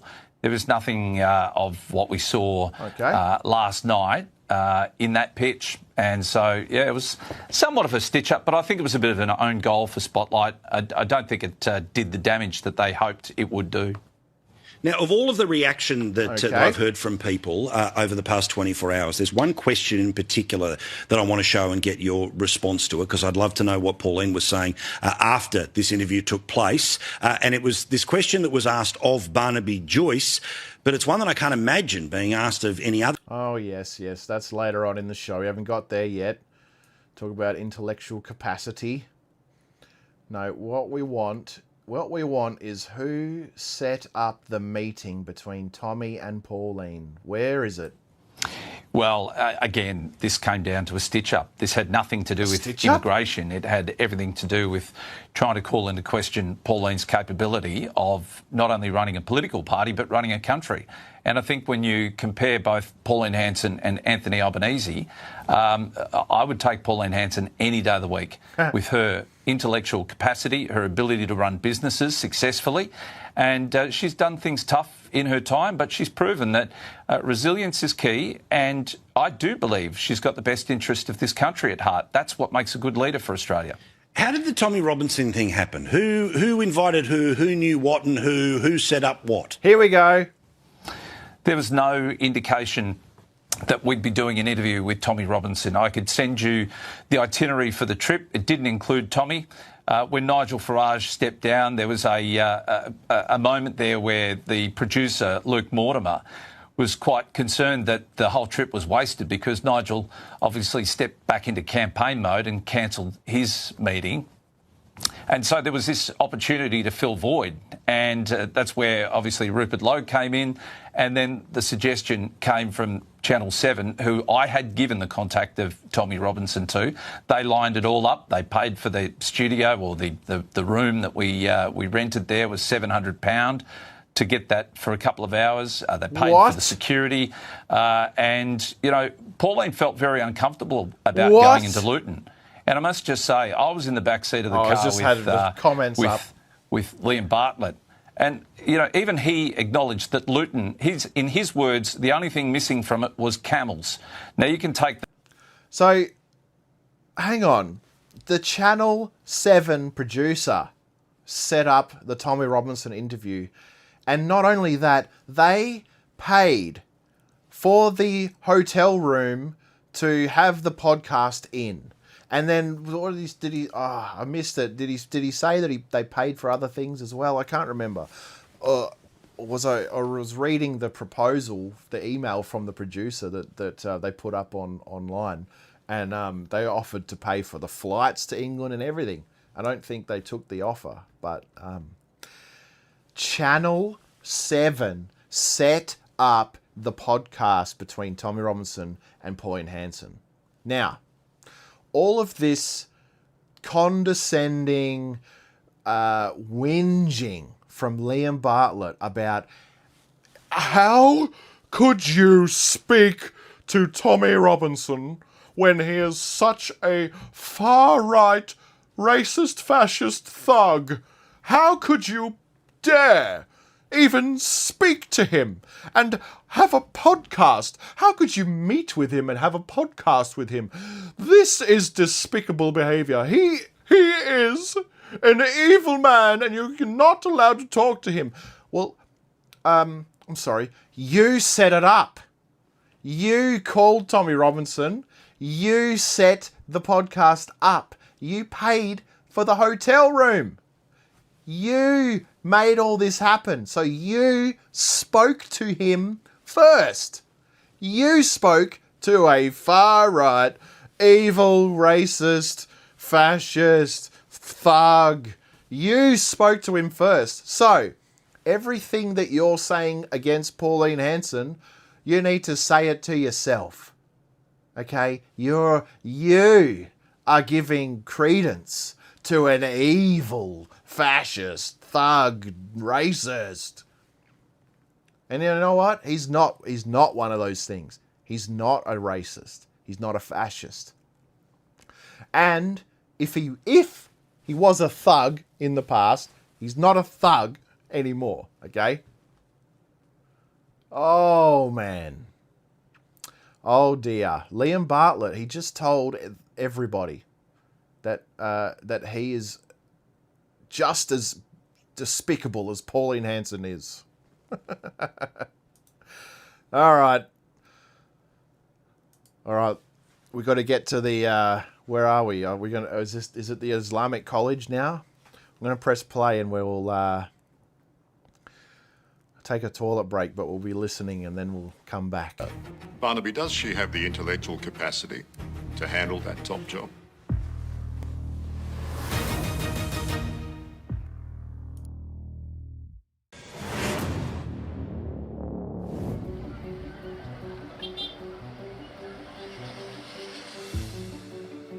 Pauline's recent mission to the UK seems to have hardened her views on immigration, Islam, and national identity. In recent times, you've said Islam is a disease. Do you regret saying that? No. A disease, Senator. It's what spreads. I do see it as incompatible. As you know, we have almost 1 million Muslims in Australia. Do you worry that those sorts of things that you say could offend every single one of them? Does anyone take consideration of how I might be offended? Or what's happening to the Australian cultural way of life? We were keen to see how Pauline's vision of a monocultural Australia is playing in currently multicultural communities.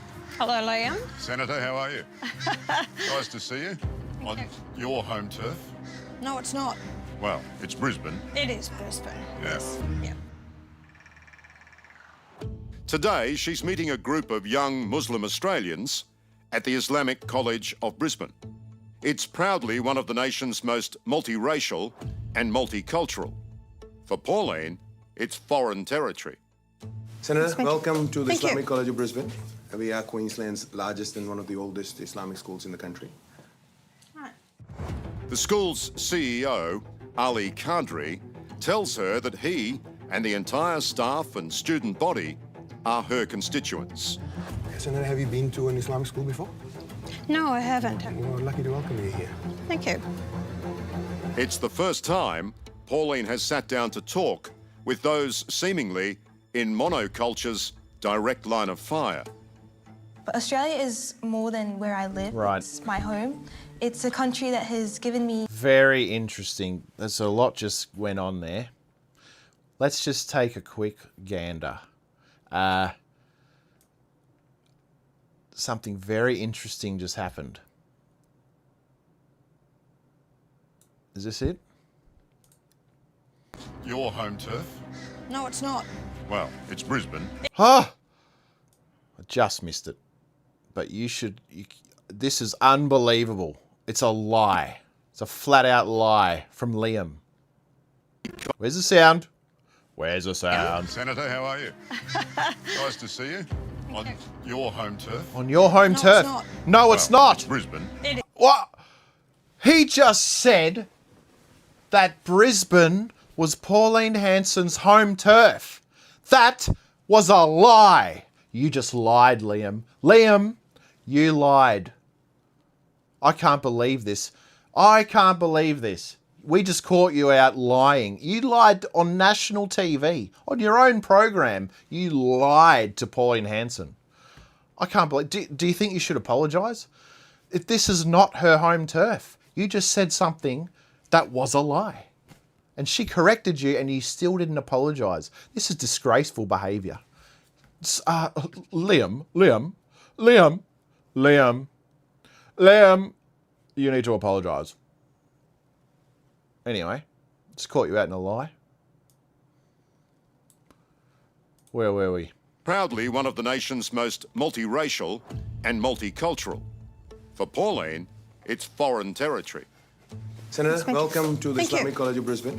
We are Queensland's largest and one of the oldest Islamic schools in the country. The school's CEO, Ali Kadri, tells her that he... Okay. You're all right. Yep. Why, like, this is bravery right here. Like, walking in by yourself with not only the lion, this is the lion's den, right? So everyone in here hates her. But not only that, the Spotlight crew, the reporter, the cameraman, all of Channel 7, they're all wolves in sheep's clothing. So everybody around her at this place hates her. And she's just like, yeah, I'll go. Pauline, Senator Pauline, we would like you to come with us to the Islamic College in Brisbane. Yeah, all right, I'll go. What? They're going to say that they're going to put everything, pull out all the stops, put all the emotional stuff on you. Yeah, there's children here. You're going to talk to children and they're going to say, oh, you hurt our feelings. Yeah, most of us would go, yeah, I'm not doing that. But why would I do that? I'm not doing that. That's just it's a complete setup that's trying to make me look bad. And Pauline just goes, yeah, okay, I'll go.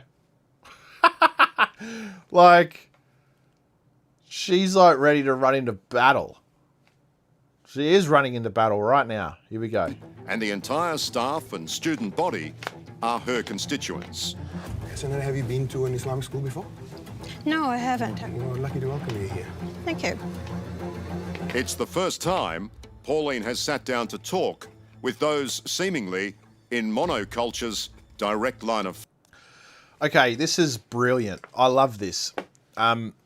let's talk to the children about all of these important issues. We want to know what the kids think. We want to know what the children has to say. Yeah. Yeah. All right. Tell me what this child thinks. Yeah. Okay. All right. Fire. But Australia is more than where I live. It's my home. It's a country that has given me the freedom to embrace who I am and pursue my ambitions and dreams without limits. That's the beauty of Australia. Okay. Australia is the only home I've ever known, and it's a country I'm incredibly proud to call my own. I was born in Pakistan and I moved here to Australia with my family when I was 3.5, and I can confidently say that I'm proud to be Australian.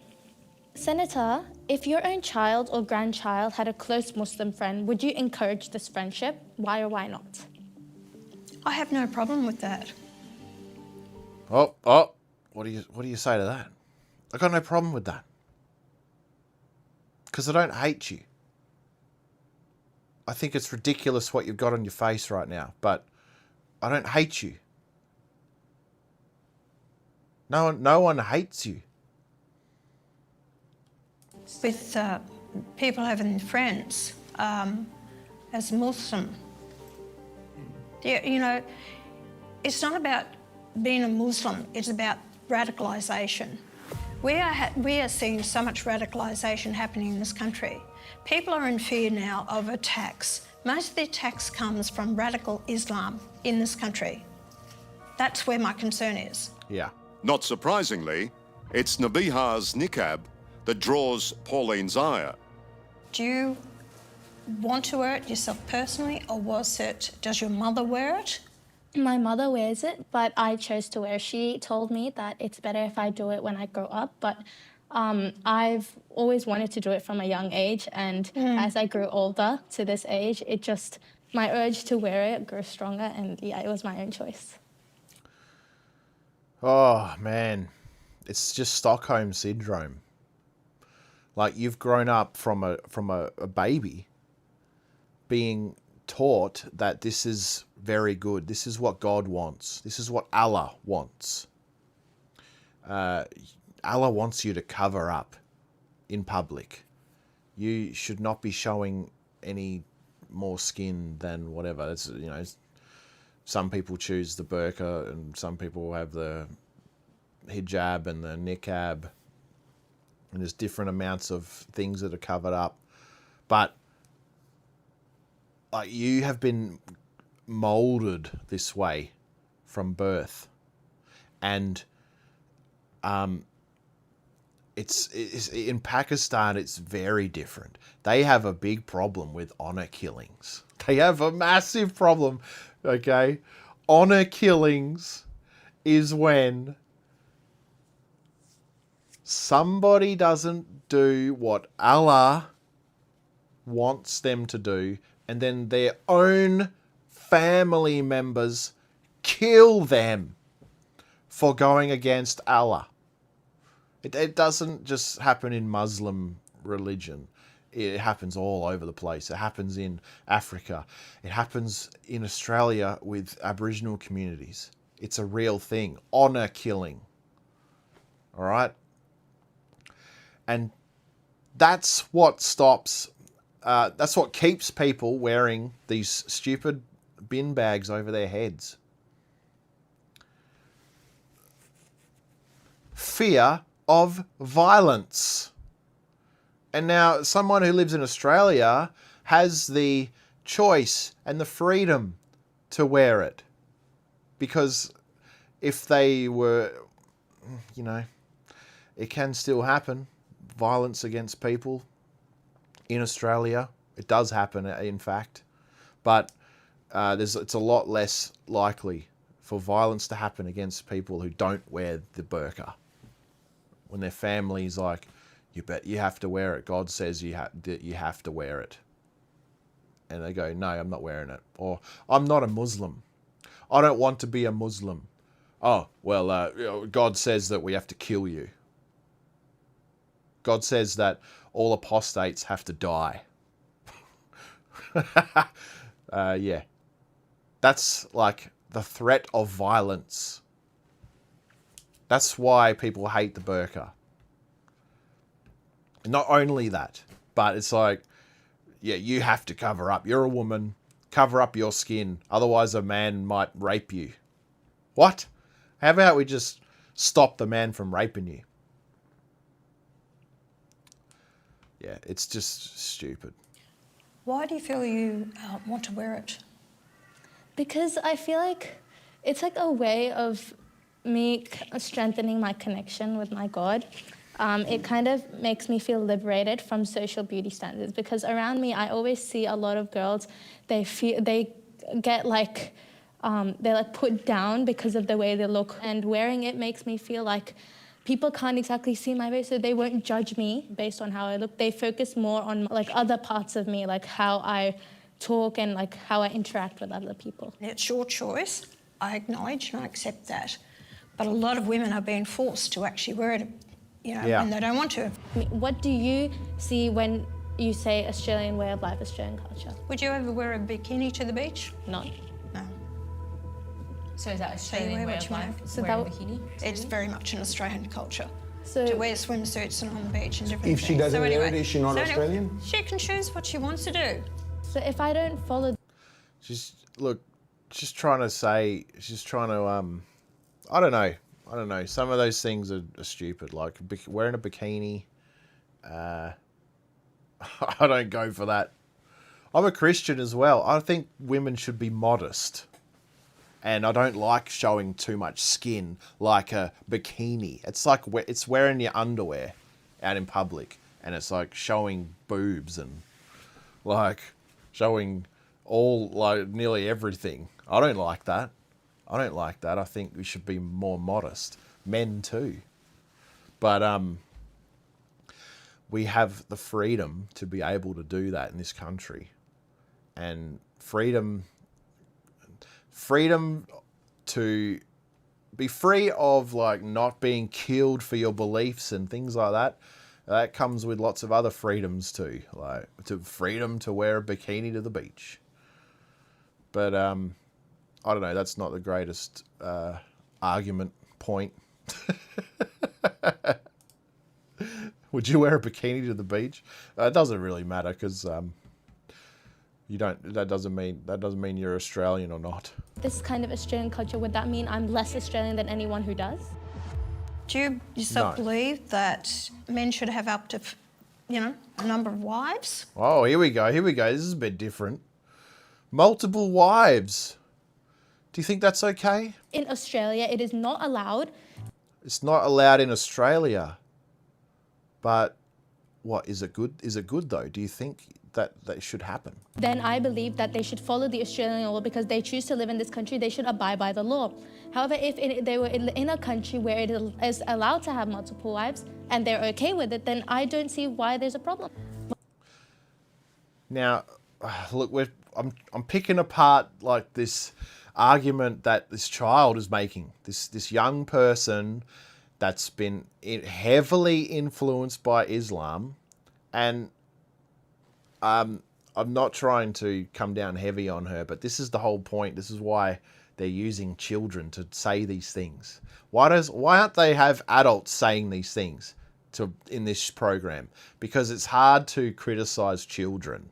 It's harder to say things to children, all right? We shouldn't be having this conversation with children. Anyway, but she's very young, like we've all been.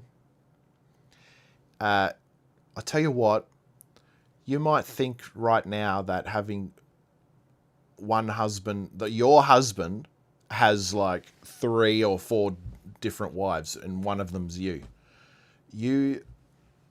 If that would ever happen to you, you would understand that it sucks.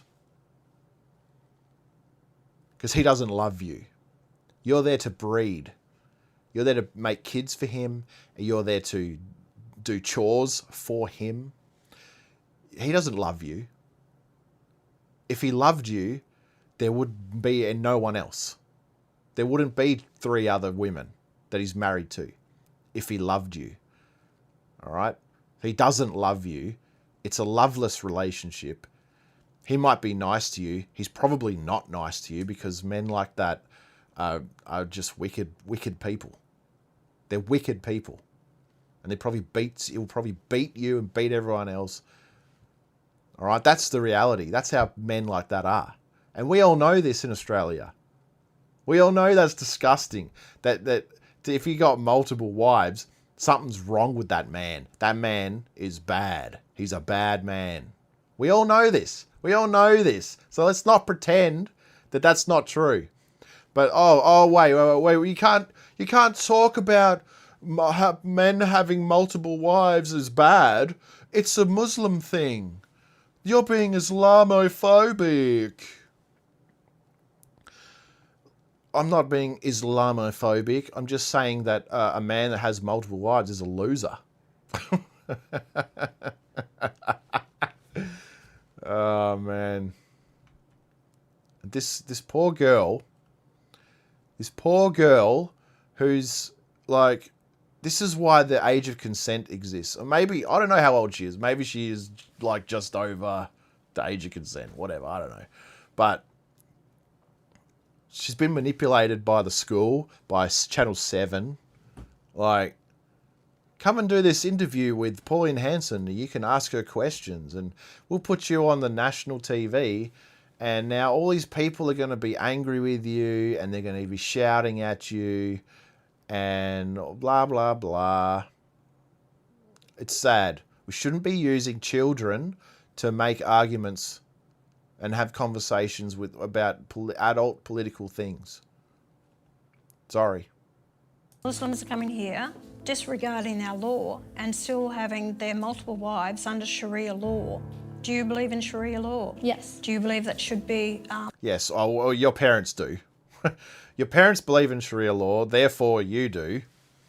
And you go to a Islamic school where they teach...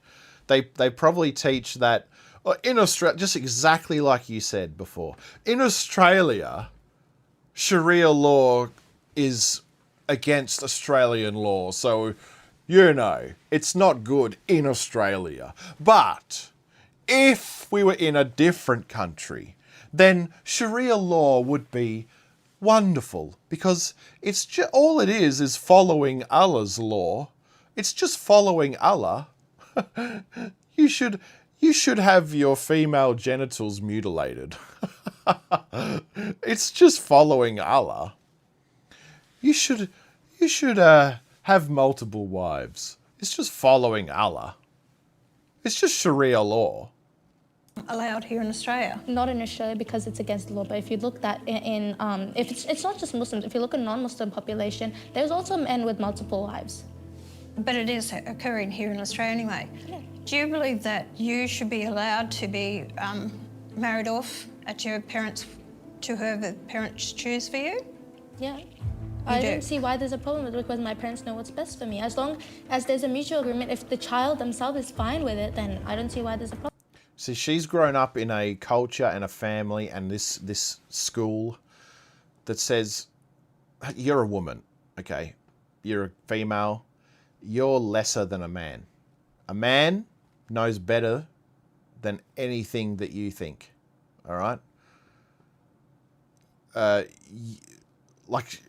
Like in Sharia law, if a man goes to court, the witness that he gives, his testimony, that's worth twice as much as a woman's testimony. So that means if there's, you need two women to be equal to a man giving testimony in a court of law. Like if it's just a man talking against a woman and they say the two different things, well, the man's right. Because he's got twice the amount of... he's twice as legitimate. That's the culture that this girl has been brought up in. You know, if my father, not her parents, if my father wanted me to marry this 60-year-old disgusting pig of a man, he knows what's best for me. And I don't know what's best for me. I'm an idiot. I'm a stupid idiot. My father knows what's best for me. So if he wants me to marry this freak, old, disgusting man, then he knows what's best. And I'm just going to do it. Well, no, look, you have had no chance to think for yourself yet. You need to grow up a bit more, and then you'll understand when you're older that being married off because your father wants to make some business connection with some old idiot or some old guy, some guy paid your father to marry you, and your father's like, yeah, money, have her, you can have her. That's how it usually goes. It might not be going that way in your family because you live in Australia, and maybe the Australian culture had an effect on your family, and maybe your family's a bit nicer than let's say back in Pakistan. But usually it goes like that. I will pay you for your daughter. Okay. Pay me. You can have her. Here, take her off my hands. She's too much. I have to feed her. You can feed her now. You pay me. That's how it works. It's a business transaction. Right. Then the M word that Pauline now all but owns. I just had a question about your thoughts on monoculture. So when you obviously talk about monoculture, there's that word. Where does someone like me fit into that? Like, which parts of my identity as a Muslim Australian do you see contributing to Australia, and which parts don't? Oh, monoculture. That's such a hard word to understand. I don't understand it. It's so hard to understand. Monoculture. Yeah. Aussie culture. Australian culture. There you go. Every Australian knows what Australian culture is. They just know. They just know what it is. And as to your question, what part of you as a Muslim fit into Australia? Yeah, you're here. We actually do treat people equally here. It's not about you got a better standing in society. You got the same standing as everyone else. You're equal. We're all equal here in Australia. We're supposed to be anyway. It's changing. We're bringing in a class system. We're bringing in a religious class system at the moment with all this Islamophobia garbage. But we are equal, and just because we're saying that like Islam is not Australian culture, all right? That doesn't mean that you are not. You are not Australian. You can't be a part of Australia. You can't eat food from your home country. Like what? It's not about you can't do the things from your home country, like eat the food or speak the language. You're allowed to speak your mother tongue. It's okay. But the Australian culture comes first, and we're not going to change it to the culture that you came from. That's the point. That's the point. English is our language. We speak English first. You can speak another language second, but in public, in everything, we speak English. If you go up to anybody in the street, it is expected that you speak English to them. Now, it's okay to have exceptions. If there's, just an accident and someone doesn't know how to speak English, well, we're not going to hate you. But it's being normalized that English is nothing. Throw it away. We don't care about it. You can speak whatever language you want. That's what's going on right now. It's with everything. We don't care about Australia. Anything to do with Australia is bad. Your country that you came from, that's more important than Australia. No. That's why we have to rein all this multicultural garbage back in. This is a monoculture. This is Australian culture. Australia first. Once again, I'm not yelling at these kids, but that's what Spotlight have done. They've said, let's put a bunch of kids into this conversation so they can't be criticised. Like, no, we're going to talk about it because you put them in this program. Channel 7 Spotlight, you've done this. This is stupid. You shouldn't have used kids to make your argument. You should have gotten adults to do it. But you're using kids because it's harder to criticise them. You're a refugee here, aren't you? No, I was born here. Right, sorry.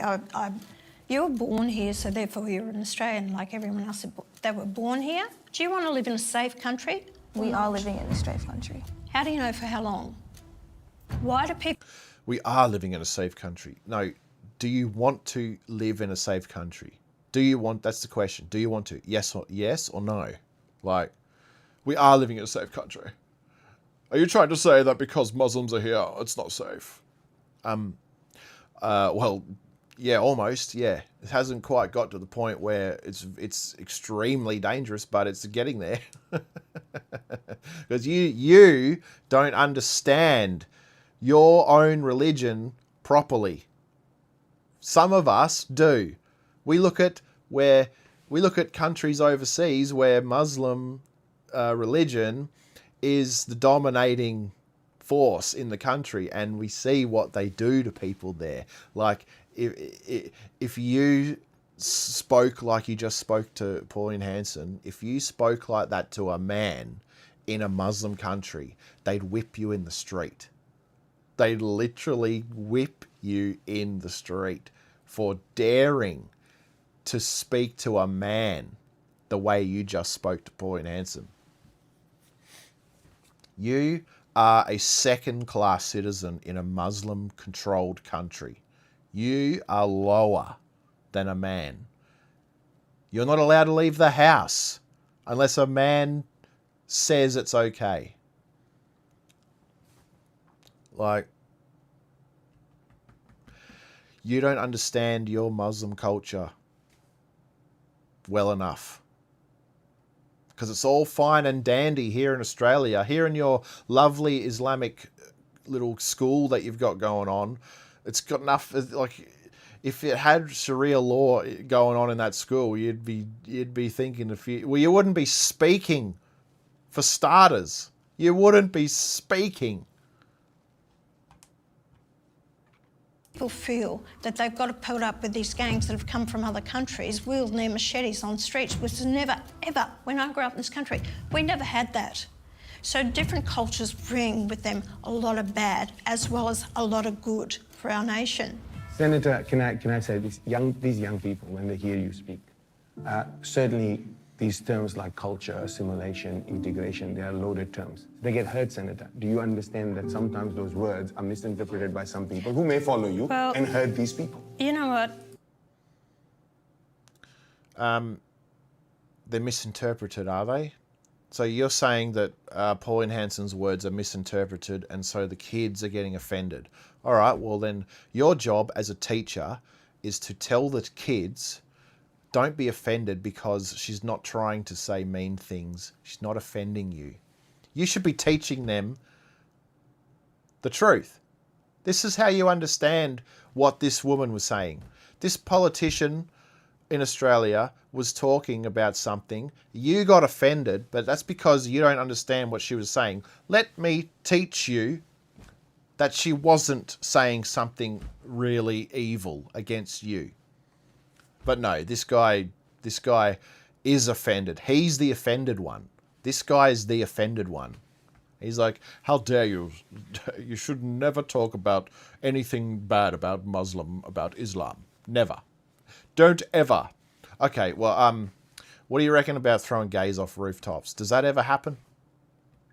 Does that ever happen, mate? Ever? Oh, and what type of country does that happen in? A Muslim country? What? What? You're joking. You're joking. What? We want to talk about those things. We don't want that happening here. Oh, how dare you say that? That's Islamophobic. Yeah, listen. You can say all this garbage that that would never happen. You hate Muslims. But if we allow Muslims to become majority and they take over Australia, we would become a Sharia law Muslim nation, and you'd be throwing gays off rooftops, and you'd be whipping women in the streets, and you'd be killing apostates. That's what Muslims do when they take over a country. Iran. I ran from Iran. Iran was like Australia in the 70s. It was like it. Okay, it wasn't exactly the same. It was like Australia in the 70s, and then it became a Muslim-dominated, controlled Islamic caliphate country. All right? And then it became a religious dictatorship, killing people that disagreed with the religion, just dominating people, killing them for not following Islam. Unbelievable evil what happened in Iran, and what happens in every Muslim country that radical Muslim. We have to call it radical. Okay, like it doesn't happen in Saudi Arabia. Has some harsh things going on there, but they're not. Maybe not Saudi Arabia, but United Arab Emirates countries. They're more moderate.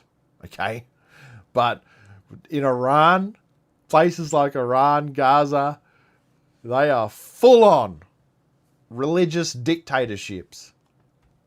If you're brought up as a Muslim in a family of Muslims, and then you say, I don't want to be a Muslim anymore. Oh, well, you have to die. Yeah, you got to die. Allah says to kill you. So we're going to kill you now. Okay? It's time to die. Like, what? Excuse me, what? What was that? What was that? I didn't quite catch that. Well, I got to die because I don't want to be a Muslim anymore. Oh, how Australian is that? That's a wonderful Australian value. I feel offended that people don't want to embrace this nation to feel that they are Australians, because our country is not the place that I grew up in. It's not a place that I recognise anymore.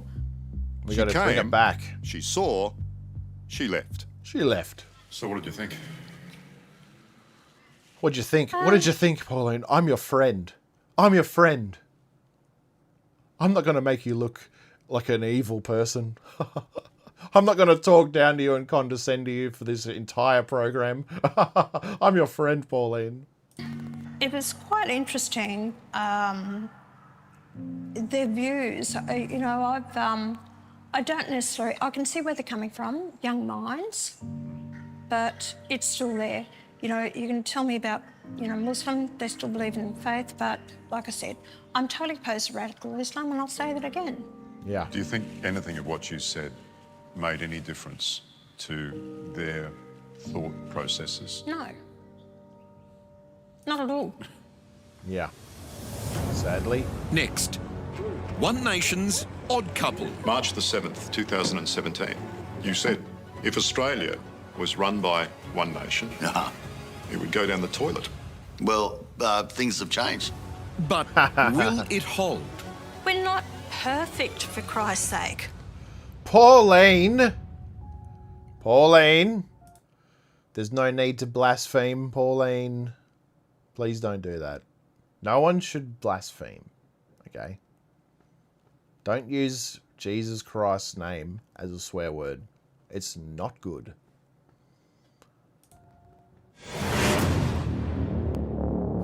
While ever I lead the party, There's something slightly unnerving about the alliance between political warhorse Barnaby Joyce and his new commander-in-chief. we must be monocultural. Barnaby, this idea of monoculture, What does it mean to you? Well, what it means to me, I think we all have ways of expressing something. I also do not believe in multiculturalism. And if you want to call that a monoculture, fine. Yeah. Because there are things that are absolutely explicit in other cultures which are anathema and untenable in Australia. Yeah, we've just been talking about that. Sharia law. Where do we see that in its most explicit form? At Bondi Beach. Those murderers didn't believe they were doing something wrong. Yeah. They believed that they were instructed by their faith, I presume, and that is untenable. That's right.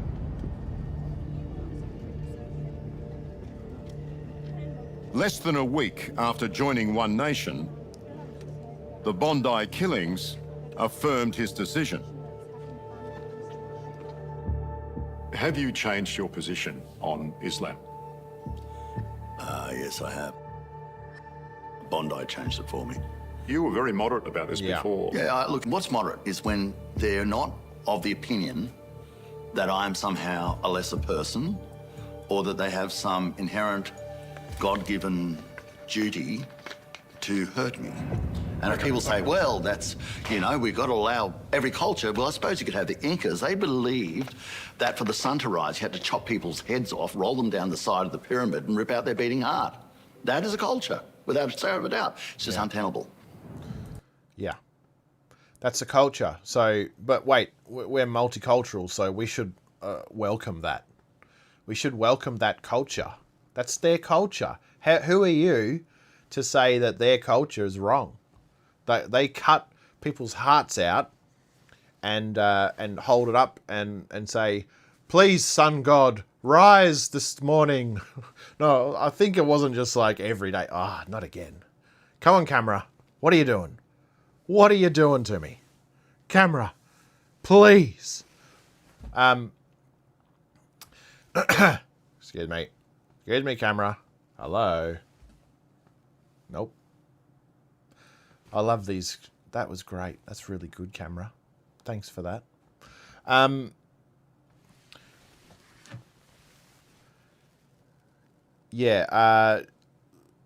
It wasn't just for the sun to rise, I don't think. It was for the crops to grow. We want a good harvest, I don't think it was every day. But they sacrificed thousands and thousands and thousands of people. Oh boy, did they sacrifice people. And they cut their hearts out and they were like, sun god, please, please, sun god. Back to it. While Barnaby may be playing on Pauline's team now, there was a time when both were very offside. March the 7th, 2017. Okay, I can't remember the day, but let's go. You said, if Australia was run by One Nation... Tell you exactly where it's going to go. And it's going to go down the toilet. It would go down the toilet. Well, things have changed. You changed your position. You know what? I'll give you nothing. You know who else is changing their position, but just keep this to yourself. Voters. They've changed their position. Otherwise, you wouldn't bother having elections because I'd all vote the same. If people don't agree with my decision to join One Nation, then I imagine they won't vote for me, and that'll be the end of the story. Hello. 2 years after Barnaby tried to flush One Nation's credibility, Pauline gave as good as she got. You know, she said in 2019, and I'm sure you heard it at the time. I know Barnaby, I speak to him, nice bloke. But sometimes when it comes to politics, I'm sorry, he's as useless as tits on a ball. He's as useless as tits on a ball? Well, oh dear. That's also part of the rough and tumble of the political debate, It's not what she said then, it's what she thinks now. Look, it's a tough game, politics. It's just, look, I can find you people who said much worse about me, honestly. Thank you, sir. If One Nation ever achieves government, Barnaby plans to be treasurer. And he says there's plenty more talent where he comes from. You think there is a potential team of decent candidates? Oh, it's not a potential, there will be. I'm absolutely certain about that. When you look at the bios of who are in the wings. They're good. Would I know any of them? Yes, you would. And no, I'm not going to tell you. Hand on heart, who would be the better Prime Minister? Anthony Albanese or Pauline Hanson? Pauline Hanson. That's right. Barnaby, does she have the intellectual capacity to handle that top job? Yes. I've loved you forever. You are doing well. So what's the ambition? Do you want to become Prime Minister? That's not an ambition that I have. You don't? If it is a necessity that I am ever put in that position, as I've said, I think I'm quite capable of doing the job. Yeah. But it's not an ambition. With the right people around me, Liam, you can't do it by yourself. You have the right people around you that you work together as a team to try and achieve what you want to achieve. Yeah. If in a worst case scenario, if you have to pick from Labor or Liberal, well, Pauline Hanson is like, yes, just give her a go. Give her a go, you know? It's like we don't have any other choice. Let her try it. That's one worst case scenario thing. But from studying Pauline Hanson, from actually listening to her, from listening to her speeches and realizing, well, hey, this woman actually knows what she's talking about. And we're watching this hit piece right now, but if you just stop watching TV, just stop watching TV and go on her YouTube channel or her Facebook page and watch her videos that she puts up and listen to the speeches that she makes, you actually realize she's not crazy. She's not pulling things out of the thin air. She actually goes and consults with people. She's been a politician for 30 years. She'll go and consult with all the people she needs to and come up with the best plan that suits everybody. Like what our politicians should actually be doing. And then not only that, that's just her. Like she just said, she surrounds herself with good people. And she's building a team right now. She is building an Avengers team that's going to bring back Australia. We're going to win our country back. And they're going to build it back for us. Build it back better. Yeah, for real this time. At the moment, that team is very thin on the ground, isn't it? Over the years, it's looked very much like a party that's been built on rejection. It's like a second chance cafe, isn't it? We're not perfect, for Christ's sake. That's what, annoys me. It's every day it can be a learning experience that we're going through as well. Yes, I don't know everything. I'll be the first one to admit it. Why am I here? Because I care about my country. I may do things differently. I'm not the polished politician. I'm not the regimented politician giving you straight answers like everyone, or half of them can't even answer your question anyway. They don't want to. But at least I'll answer your questions. You may not like what I have to say, but whenever new job you go into, you learn. But you hit the ground running, and we're going to hit the ground running. Amen. Coming up. They are in it to win it. This isn't just some game like, I'll try.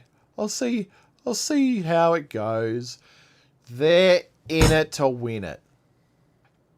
This is a chess game that we're playing at the moment. And it's a hell of a chess game. But can she really take the heat? You are going to come under scrutiny, your personal life. Don't head down that path. Oh dear. This guy's an idiot. I just want to, Pauline, I just want to tell you, I'm just going to warn you that they're going to come after you. I know that you don't know this, so I'm going to tell you and warn you. I'm going to inform you that they're going to come after you, and it's going to get very personal. Oh, really? Oh, really? Is that... What? No, they would never. No, the media... You mean like you? You mean like you? And the very thing that you are about to say to her, which is about her husband, the very thing you're about to do to her, you're pretending to be her friend and warn her about it. Like, you know that they're going to come after you, don't you? Well, it's you coming after her. You're the snake. You're the one coming after her, you filthy wolf in sheep's clothing. Oh, dear. And now, the world's first ever CPAC GB. This was meant to be the crowning moment of her UK tour. A star turn at the International Conservative Conference, CPAC. While the introduction was big. We'll be hearing from Pauline Hanson, currently the favourite to become the next Prime Minister of Australia. Yeah, that sucks. Look at the room, it's empty. The turnout was not. The grandly lit hall barely half full. Yeah, I don't know what happened there. What's going on there? You can call whatever you want CPAC, you know, but there's only a couple of times a year that happens and packs out the place. And it just happens in America. As the Australian senator shared her feelings about the state of their country. Do I want our country to become like England? No. London? No, thank you. That's my opinion. I'm sorry if I upset your feelings, but that's how I feel about it. That's like what she said in Melbourne. Like, I don't want to live in Melbourne. You can have it. I'm going back to Queensland. But I want to help you save it. I want to help you get Melbourne back. I want to help you fix Melbourne. But I don't want to live here. This place is nuts.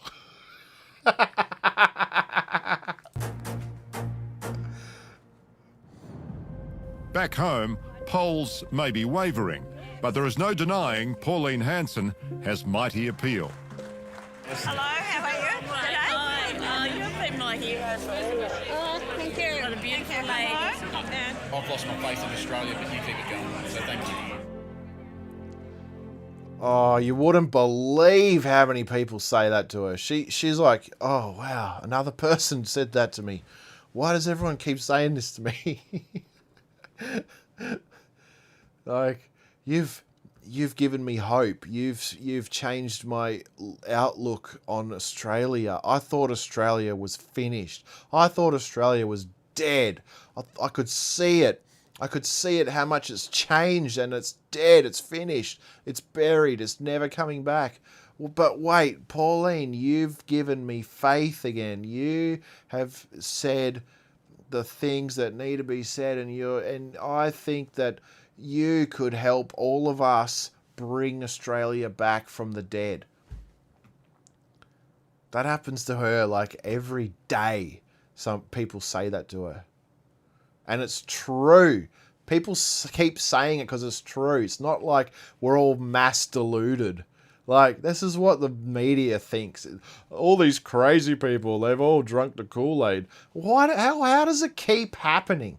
How does it keep happening every single day? Because it's true. You got people running up to Albanese going, you've changed my life. Oh, I thought Australia was finished, but now I can see that it has a future with you, Albo. No, you got people going, oh, look, it's Albo. Get out of here. Get out of here, Albo. Which I don't like. You shouldn't do that to the Prime Minister or anybody. You shouldn't scream at the Prime Minister like that, or anyone, at all. Unless they're, trying to fight you. But, yeah, you should respect people more. Don't scream at people like that. Anyway. Now, you would realise, here it based on the comes. polls so far, the closer you get to the lodge, the more you are going to come under scrutiny, your personal life. Just saying this to Pauline Hanson, of all people, is very... Can I say the word? I'll just use the YouTube word, regarded. It's very regarded. It's very highly regarded. Okay? Saying that, you know, Senator, Senator, I just want to inform you, I have vast amounts of knowledge. I know what happens to people when they step out of the leftist bubble, because I attack them with all of my friends. So I know exactly what happens. They get very personal. They come and attack you personally. I just want to inform you, Senator Hanson, because I know that you have no idea about this. You don't know this, but I know this. I have great experience attacking people just like you for stepping out of line. And I just want to warn you, because you have no idea what's coming for you. And Pauline's like, you're an idiot. And you're one of the people attacking me right this very instant. So, yeah, thanks for nothing. Are you comfortable with that? My personal life has been under scrutiny for the last 30 years. You don't think it'll get worse? Oh, they're trying. Who's they? They're trying. The Who's different they? media You. The different media. outlets. Well, your first husband came out just a couple of weeks ago for the first time. Oh, your first husband came out just a couple of weeks ago. Oh, wait, hang on, what? The very thing that you just said to her,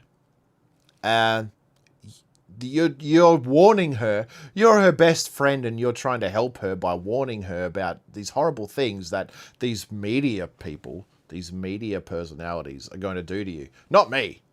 Not me, because I'm your best friend, Pauline. I'm your best friend. All these media people, though, and all these politicians, they're going to come very personal attacks. Oh, we're very personal. What's with this camera and the hand gestures? Here we go. Back out.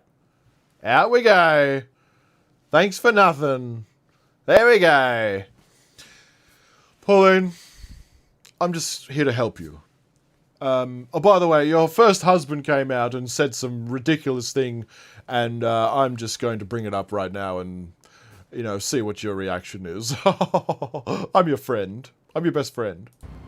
Publicly, and said you were the most dishonest person he ever knew. That must have been a bitter ending. Liam, I'll tell you something. I can sit here and I can defend myself, but I'm not going to, because my private life is my business. And I'm not going to get into it tit for tat for my first husband. So don't head down that path. Because the more successful you are, the more people will go looking for people like your first husband, and the opportunity is there. The more successful you get, Pauline, the more people are going to try and personally attack you. Like me. I mean, not like me. All my friends. All my friends are going to try and attack you. Not me, though. But, you know, I just want to impart this wisdom to you. Because you don't know that. Because you've never been in public life before. The only good thing about it, I found out he's still alive. I thought he was actually dead. Okay. There's nothing else in the closet that we should know about? If they haven't found it after all these years, especially my rise in 1996 to 1998, Liam. So they're grasping at straws and getting whatever dirt they can. Yeah, that's what you're doing, Liam. Grasping at straws. Hey, Pauline, just by the way, is there anything else? Is there anything that I could use against you? Do you think you could just tell me now anything that we don't know about that I could use to attack you with personally? Is there anything? Go for it, because I tell you what, I've got nothing to be ashamed of or back away from. So, I want you to put your hand on your heart here. I want you to put your hand on your heart here. I want you to put your hand on your heart and swear to me. In 30 years of public life, in and out of Parliament, is there anything at all that you regret saying or doing? Is there? Nothing that I can think of. Just say no. Not one thing. What a ridiculous... It's a very highly regarded question. Just say no and shut up, idiot. Let this interview's finished. No. Do you regret saying that Australia was going to be swamped by Asians? No. No, I don't. I said Australia was in danger of being swamped by Asians. Do I regret saying that? No. So you're not walking it backwards at all. You're not going to give anything on there. That's the Pauline Hanson way. Don't give an inch. Don't go backwards. Yeah, see, he's framing it as, you know that you did wrong, but your strategy is to never admit that you were wrong. No, idiot. That's your mate Albo. That's your mates in the Labor Party and the Liberals. They never admit they're wrong either. No one admits they're wrong in politics. In the Uni Party, everyone's always right. And it's always someone else's fault. That's their strategy. That's the Uni Party strategy. Pauline's like, no, I've said what I said. I believe what I've said, and I don't regret it because I still believe the things that I said back then. I believe in them. That's why I said them. They're not lies, and they weren't wrong, so I don't regret them. If I'm wrong, I will apologise if I'm wrong. But I said it for a reason at the time. Is that the secret to your success? Is it the secret to your success that you just lie and then you just never, ever admit that you lied? Is that that's what makes you successful, is it? I'm your best friend, Pauline. Is the sense of You tell me. Is the sense of powerlessness that people feel at the moment, being disconnected, and the feel they're anger not and the listened to. fear, but is that driving your success? It's not the fear. It's actually happening to them. People are in fear of what's happening. I put my head on the chopping block all the time, and I stand up against the establishment, and I say what's really on my mind. Yep. And I know every time the backlash that I might get from the media, from the aggressors, from the woke, all these ones that are out there who are ready to have a go at me. And I'm putting myself out there and I'm saying to the people, well, this is what you're going to get. Senator, what is the end game for you? Well, I tell you what, you got this interview, but you're not going to get an exclusive out of me because I'm not ready to disclose what I intend to do. This is a chess game that we're playing at the moment. And it's a hell of a chess game. But at the end of it, I want One Nation to win out of this. Because if we can win, the people will win. That's right. That's right. Now, I don't like not knowing more news. I want to know everything that you know, Pauline Hanson. I want to know what you're thinking, what you're going to do, what your plan is. But it's like, hang on a second. I'm not the leader. I'm not in politics. I want to vote for you so you can do that job because I believe you can do it. So it's like, all right, I'm going to let you come up with your plan and you can tell me when you're ready. I don't mind. I don't care. I know you're going to tell me eventually. This guy's like, tell us, what are you going to do? I know you haven't announced anything yet, but you can tell me because I'm demanding you right now. Tell me. Like, no, I'm not telling you. I'll tell you when I'm ready. I'll tell everyone when I'm ready. I don't work for you. I wasn't expecting an exclusive. I was expecting a robust conversation. Just exactly what you've given me. So kudos for that. Thanks for coming. Can you believe this guy? Look at his facial expressions. Look at him trying to flirt with her at the end of this. After all of that garbage that he just did to her, after all the fake accusations, the condescending garbage that he's like talking down to her saying, you said this, you're bad. Will you apologize? You know how you lie about everything all the time and you just never admit it. Is that your strategy? Is that the Pauline Hanson strategy? You just lie and never admit to it? You're a liar. You're a lying racist, fascist, loser, evil woman. I'm your best friend, though. Anyway, at the end, he's like, look at this guy's facial expressions. He's like, his face goes like this. He's just trying to make her feel nice. He's trying to say, with his facial expressions, he's trying to say, I know that I was really bad to you. I know I was just really nasty to you. But I'm going to smile at you at the end and we're going to be best friends after this. Look at this guy. Look at it. Look at his expression. I cannot believe this guy. Watch his face. I was expecting a robust conversation. Watch his face go up and down. Just exactly what you did. So kudos for that. Thanks for coming. Thank you, Lee. All this smiling, and he's like, I'm your best friend. Hey, Pauline, guess what? You're a racist liar. But we're at the end of the interview now, so I'm your best friend. What a little snake. What a snake.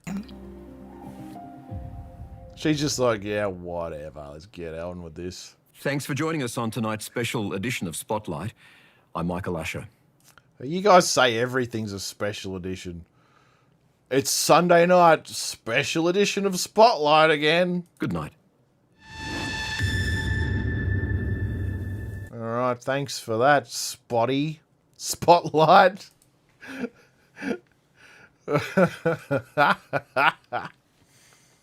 Oh, dear. Oh, dear. Oh, what have I done here? Studio. Thank you. That's better. Oh, we got some music on right now. Yeah, well, we're about to knock it off. It's been quite a inaugural first stream, bot stream. Do you think I've riled up the One Nation social media bots? We have to get back to work now. We have to go on the Channel 7 Facebook page and just hammer them. Alright, 3.5 hours. It's a good place to end it. Thanks for anyone that watched. And if anyone's still watching, hope you have a good night. Thanks, everyone. Peace out.